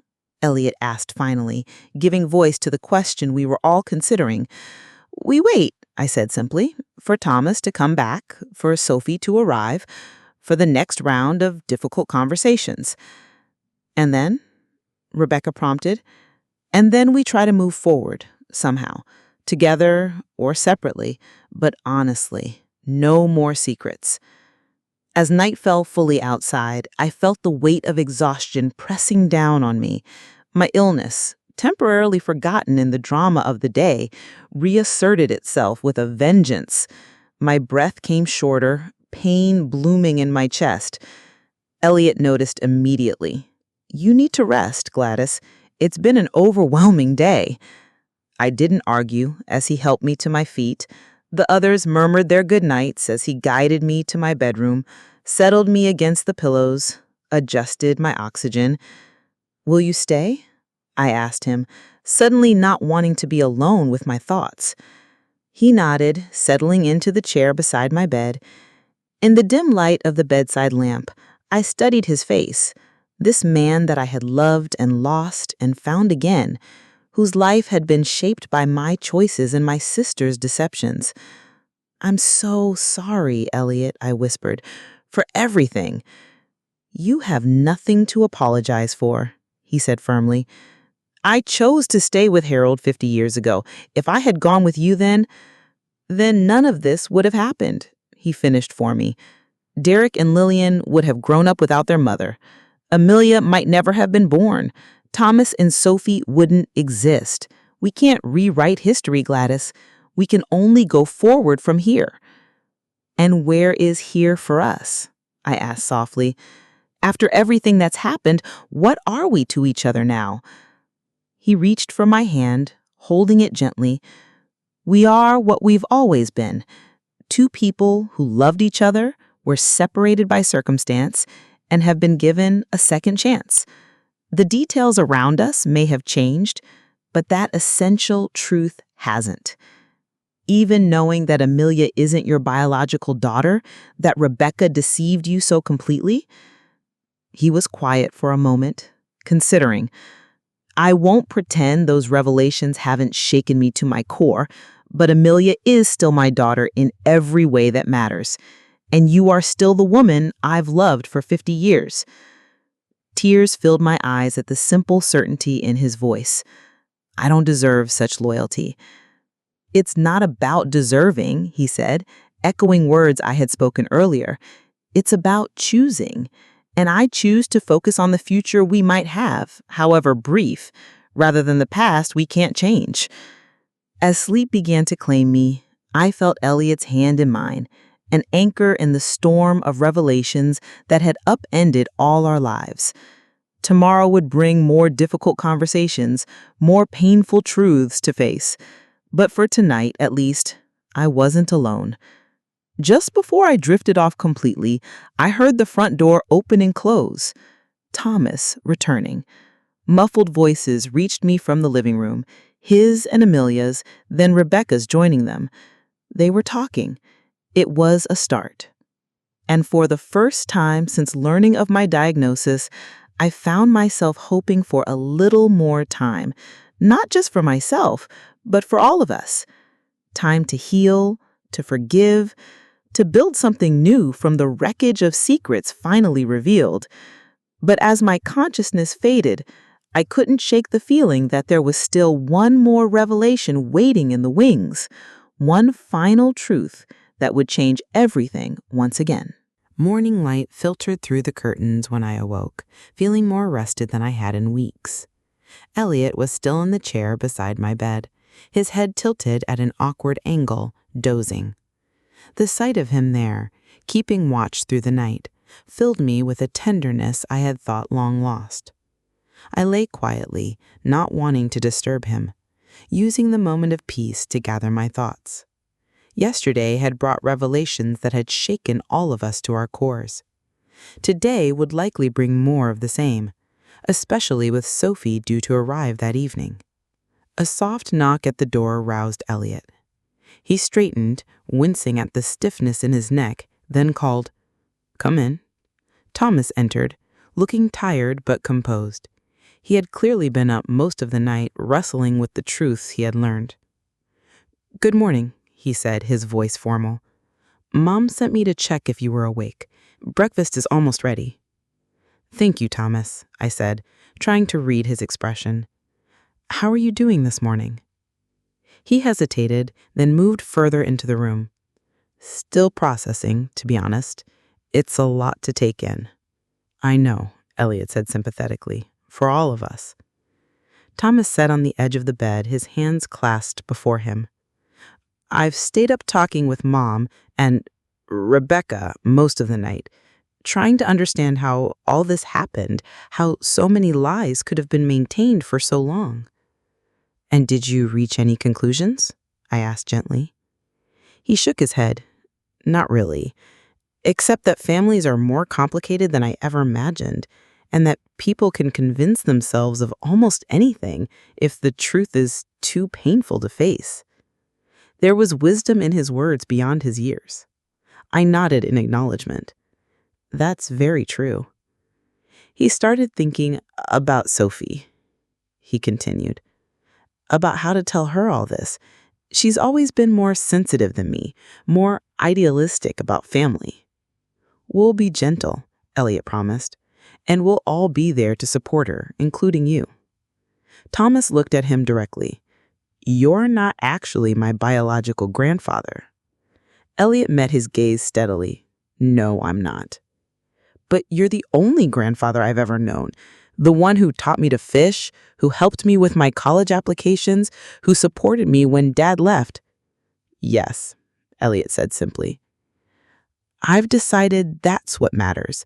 Not DNA or biology, but who was actually there, who chose to be family." Elliot's eyes filled with tears. "Thank you, Thomas. That means more than you know." Thomas turned to me next. "And you're not actually my grandmother, at least not biologically. You're my great-aunt?" "Technically, yes," I admitted, though I've thought of Amelia as a daughter in many ways, even before I knew the full truth. He nodded thoughtfully. "I'd like to keep calling you Grandma Gladys, if that's okay. It's who you've always been to me." Now it was my turn to fight back tears. "I'd like that very much." As for Rebecca, he trailed off, his expression hardening slightly. "I'm not ready to forgive what she did, the pain she caused, the lies she told, but I'm willing to get to know her, to try to understand." That's all anyone can ask, time and willingness to try. Thomas stood. "I should go help with breakfast. Can I bring you anything?" "I'll help your grandmother get ready," Elliot said, rising from his chair. "We'll join you all shortly." After Thomas left, Elliot helped me sit up, adjusted my oxygen, and gathered my medications. We moved slowly, both of us feeling the weight of age and emotion. "He's a remarkable young man," I observed as Elliot handed me a glass of water to take my pills. "He is," Elliot agreed. "Amelia raised him well." "We raised Amelia well," I corrected gently. "Both of us, in our own ways." He nodded, acknowledging the complicated truth of our shared history. "Do you think you can manage breakfast at the table? It might be good for everyone to be together." "I'll try," I promised. "Just give me a few minutes to gather my strength." When we finally made our way to the dining room, the rest of the family was already seated around the large oak table. Amelia and Thomas were arranging platters of food. Derek and Lillian were deep in conversation with Rebecca, who looked nervous but engaged. The scene was almost ordinary, as if we were any family gathering for a meal. Almost, but not quite. The tension in the air was still palpable, the wound still too fresh to be entirely forgotten. "Good morning," I said, as Elliot helped me into a chair. "This looks wonderful, Amelia." "I stress cook," she admitted with a small smile. "Always have." "Like Harold," I noted. "He used to bake bread whenever he was worried about something." A shadow crossed Amelia's face at the mention of her biological father. "I didn't know that."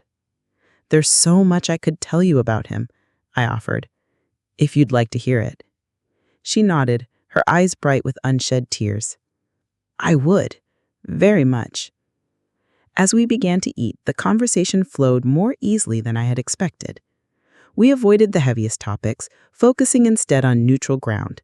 Thomas's studies, Lillian's grandchildren, Derek's recent retirement. It was a temporary truce, a space to breathe before diving back into the difficult discussions that still awaited us. After breakfast, as Amelia and Thomas cleared the dishes, Rebecca approached me hesitantly. "Could we talk privately?" she asked. "There's something I need to tell you, something I didn't want to share in front of everyone." My heart sank. More secrets? Would they never end? Of course, I agreed, too tired to argue. The back porch is quiet. Elliot helped me outside, setting me in a comfortable chair with a blanket against the morning chill. Rebecca sat beside me, her hands twisting nervously in her lap. "What is it?" I asked when we were alone. "What more could there possibly be?" Rebecca took a deep breath. "It's about Harold, about why he really contacted me before he died." I stiffened. "He told you in his letter. He had figured out that Amelia was his daughter." "Yes, but there was more to it than that." Rebecca hesitated, then continued. "He was protecting you, Gladys, from a truth he thought might destroy you." "What truth?" I demanded, suddenly afraid. "Harold knew about Elliot and I from the beginning. He knew I wasn't you that night. He chose to be with me deliberately." The world seemed to tilt beneath me. "That's not possible. Harold would never." She interrupted gently. "He was angry, hurt by your affair with Elliot, which he had known about for months. He wanted to hurt you back, to have something he could hold over you if you ever decided to leave him for Elliot. He chose me as his revenge, I suppose." "I don't believe you," I whispered, though a terrible doubt was growing in my mind. Harold wasn't vindictive. Not usually, no, but he was human, Gladys, flawed, capable of terrible mistakes, just like the rest of us. He regretted it immediately, was horrified by what he had done. When I left town the next day, he was relieved. He thought the secret would die with me. "Then why tell me this now? Why not take this particular secret to your grave?" Rebecca's eyes met mine, filled with a mixture of regret and determination. "Because Harold asked me to, in his letter. He said if you and Elliot ever found each other again, if the truth about Amelia ever came out, you deserve to know everything. No more secrets, no more lies." I shook my head, unwilling to accept this final revelation. "I don't believe it. I can't believe it." "I still have his letter," Rebecca said gently. "You can read it yourself if you want. He explained everything. How he'd discovered your affair with Elliot, how he'd plotted his revenge, how deeply he regretted it afterward, how he'd spent the rest of your marriage trying to make it up to you, trying to be the husband you deserved." "If this is true," I said, my voice shaking, "then our entire marriage was built on mutual betrayal, on secrets and lies." "No," Rebecca insisted. "It was built on forgiveness, on choosing each other despite knowing the worst, on moving forward together rather than being defined by your mistakes." I closed my eyes, trying to reconcile this new information with the Harold I had known and loved for nearly 50 decades. The steady, reliable man who had raised our children with patience and kindness. The husband who had supported my interests, encouraged my growth, loved me through all the seasons of our life together. Could he really have been capable of such calculated revenge, of using my own sister against me? And yet, as I thought back to that time, certain memories surfaced. Harold's coldness in the weeks before Rebecca left town, his sudden, inexplicable forgiveness when I finally confessed my feelings for Elliot, the way he had never seemed surprised by Rebecca's pregnancy, had even suggested once that Amelia reminded him of me. "He loved you, Gladys," Rebecca said softly, watching the emotions play across my face. "Despite everything, he loved you completely. That's what he wanted me to make sure you knew." I opened my eyes, meeting my sister's gaze. "Why did you agree to tell me this, after keeping so many other secrets for so long?" "Because I'm tired of lies," she admitted. "Tired of the weight of them, the way they distort everything they touch. And because I owe you the truth. All of it, however painful." We sat in silence for a long moment, the morning sun warming the porch around us, birdsong filling the air with a beauty that seemed incongruous with the darkness of our conversation. "What do we do now?" I asked finally. "Where do we go from here?" Rebecca reached for my hand hesitantly. I let her take it, too exhausted to maintain the barriers between us. She said, "You should be old enough to give the nice new look to your old furniture." "We go forward," she said simply. "Together or separately, but honestly, isn't that what you said last night?" I nodded, recognizing my own words. "No more secrets." "No more secrets," she agreed. The back door opened, and Elliot stepped out onto the porch. "Everything all right out here?" he asked, his gaze moving between us with concern. I looked at my sister, then back at the man I had loved for over half a century. Both of them had deceived me in different ways. Both had also loved me, in their own imperfect fashion. "We're fine," I said finally, "just clearing the air."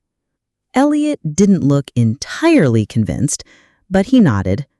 "Sophie called. Her exam finished early, so she's driving up now. She should be here by late afternoon."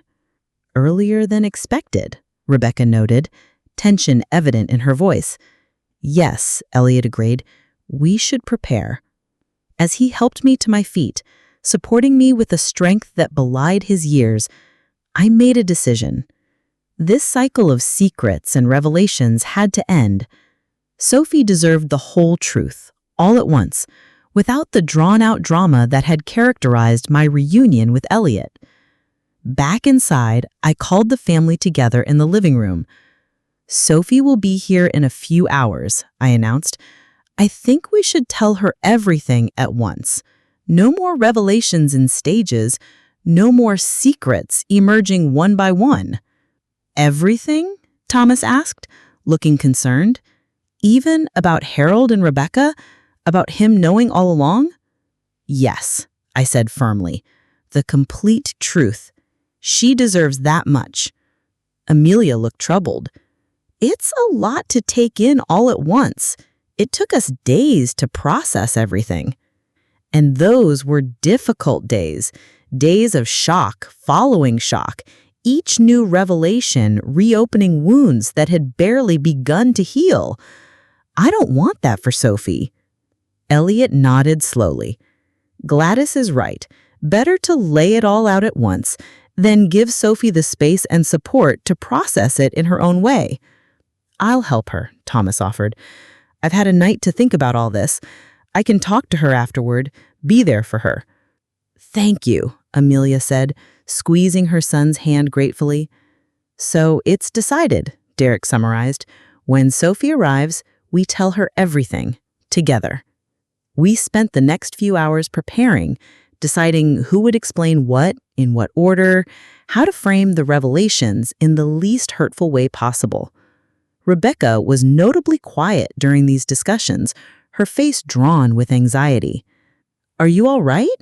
I asked Rebecca when the others had dispersed to attend to various tasks. "No," she admitted. "I'm terrified. Sophie doesn't even know I exist. She grew up believing her grandmother died before she was born, and now she's going to learn not only that I'm alive, but that I deceived everyone she loves, that her entire family history is built on lies." "She's young," I said gently. "Young people can be remarkably adaptable, remarkably forgiving." or remarkably judgmental. And who could blame her? I had no answer for that. In truth, I shared many of Rebecca's fears. How would Sophie react to learning that her beloved grandfather Elliot wasn't her biological grandfather? That her grandmother, me, wasn't actually her grandmother at all, but her great aunt? That her mother had been raised on lies just as she had been? The sound of a car pulling into the driveway interrupted my thoughts. We all froze, then moved to the windows. A small blue sedan had parked behind Thomas's car. A young woman was emerging. Sophie, arriving hours earlier than expected. "She must have driven straight through," Amelia murmured, a mix of joy and anxiety in her voice. We gathered in the living room, an unconscious tableau similar to the one that had greeted Thomas the night before. Elliot and I on the sofa, Rebecca standing nervously by the fireplace. Amelia knew the door, ready to greet her daughter. Derek and Lillian positioned behind us, witnesses to this final revelation. The door opened, and Sophie rushed in, a whirlwind of youth and energy. "Mom," she called, embracing Amelia tightly. "I got here as fast as I could. Thomas's message sounded so serious. I was worried." She stopped abruptly as she registered the full scene before her. Her eyes widened as they moved from face to face, lingering with confusion on Rebecca before settling on me. "Grandma Gladys?" she said uncertainly. "What's going on? Who is that woman, and why does she look exactly like you?" Amelia guided her daughter to a chair. "Sit down, sweetheart. We have something important to tell you, something that's going to be difficult to hear." Sophie's gaze darted around the room, taking in our solemn expressions. "You're scaring me. Is someone dying? Is it Grandma?" Her eyes fixed on me with sudden concern. "I am dying," I confirmed gently, "but that's not what this is about. Or not entirely." "Then what?" she demanded, her voice rising slightly. "Why is everyone being so cryptic?" Thomas moved to sit beside his sister, taking her hand.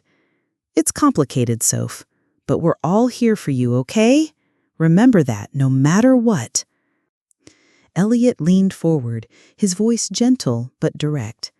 "Sophie, the woman who looks like your grandmother is Rebecca. She's Gladys's identical twin sister." Sophie blinked in confusion. "Twin sister? I didn't know you had a sister, Grandma." "Few people did," I explained. "It's a long story, one that begins before any of us were born." And so we began the difficult task of unraveling the tangled web of our family history.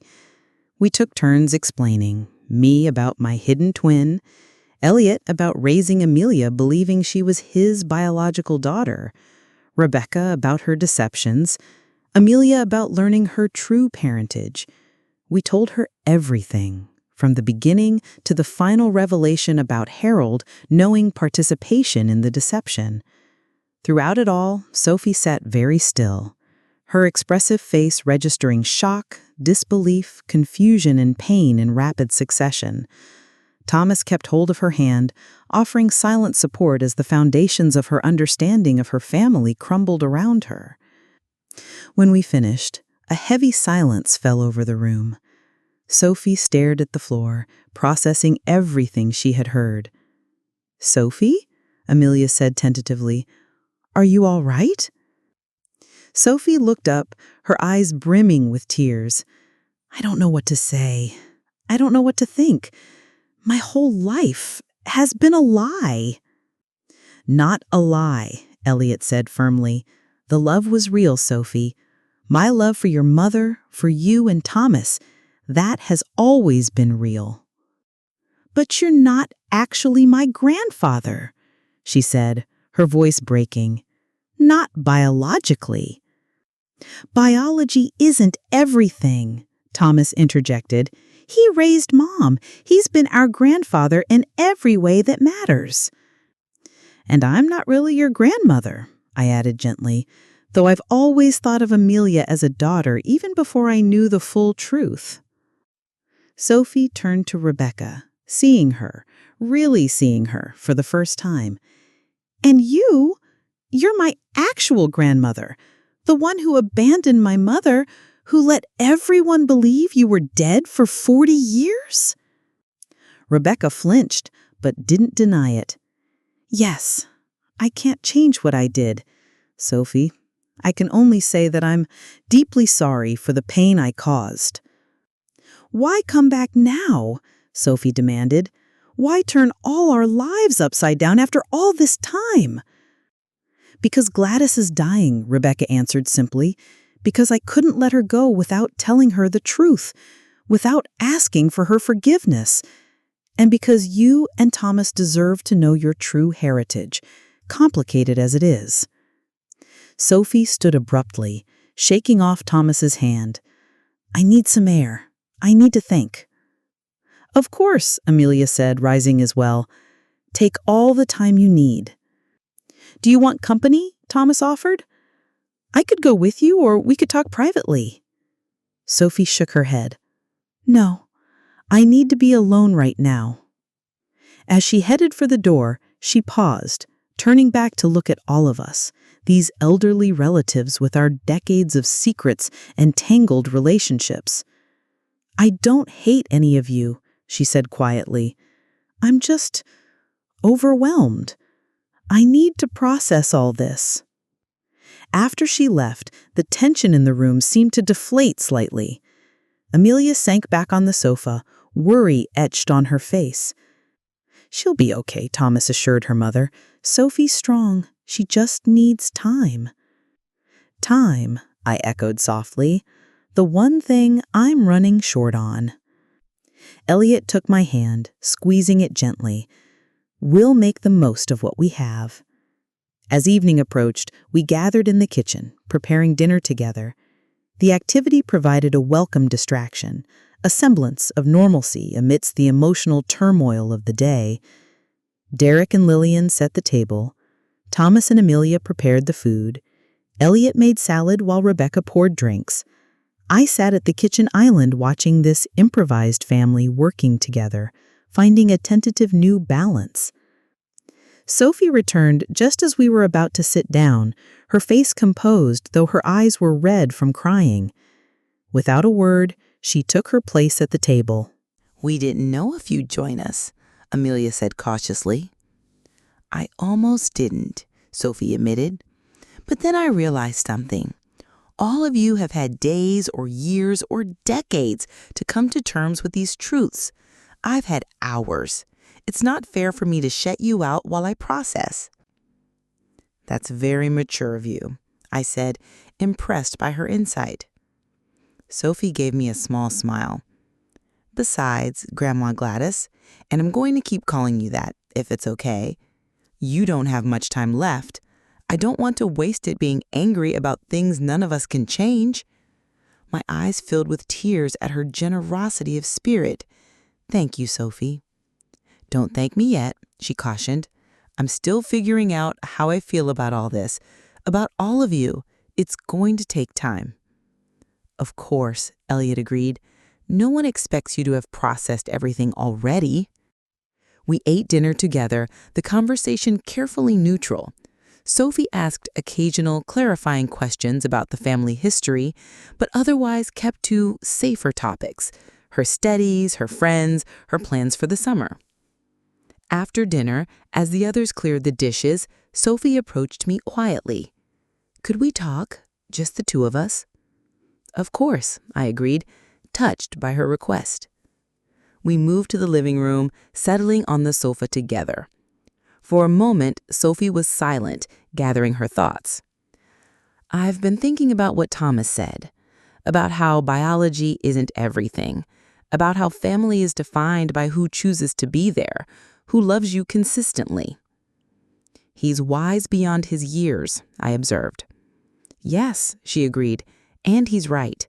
Elliot may not be my biological grandfather, but he's the only grandfather I've ever known, the one who came to every dance recital, who helped me with my college essays, who supported me when I changed my major 3 times. He loves you very much, I said softly. I know. She hesitated, then continued. And you may not be my biological grandmother, but you're the one stories I grew up hearing, whose recipes my mom still makes, whose photo sits on my bedside table at school. Tears pricked my eyes. You honor me, Sophie.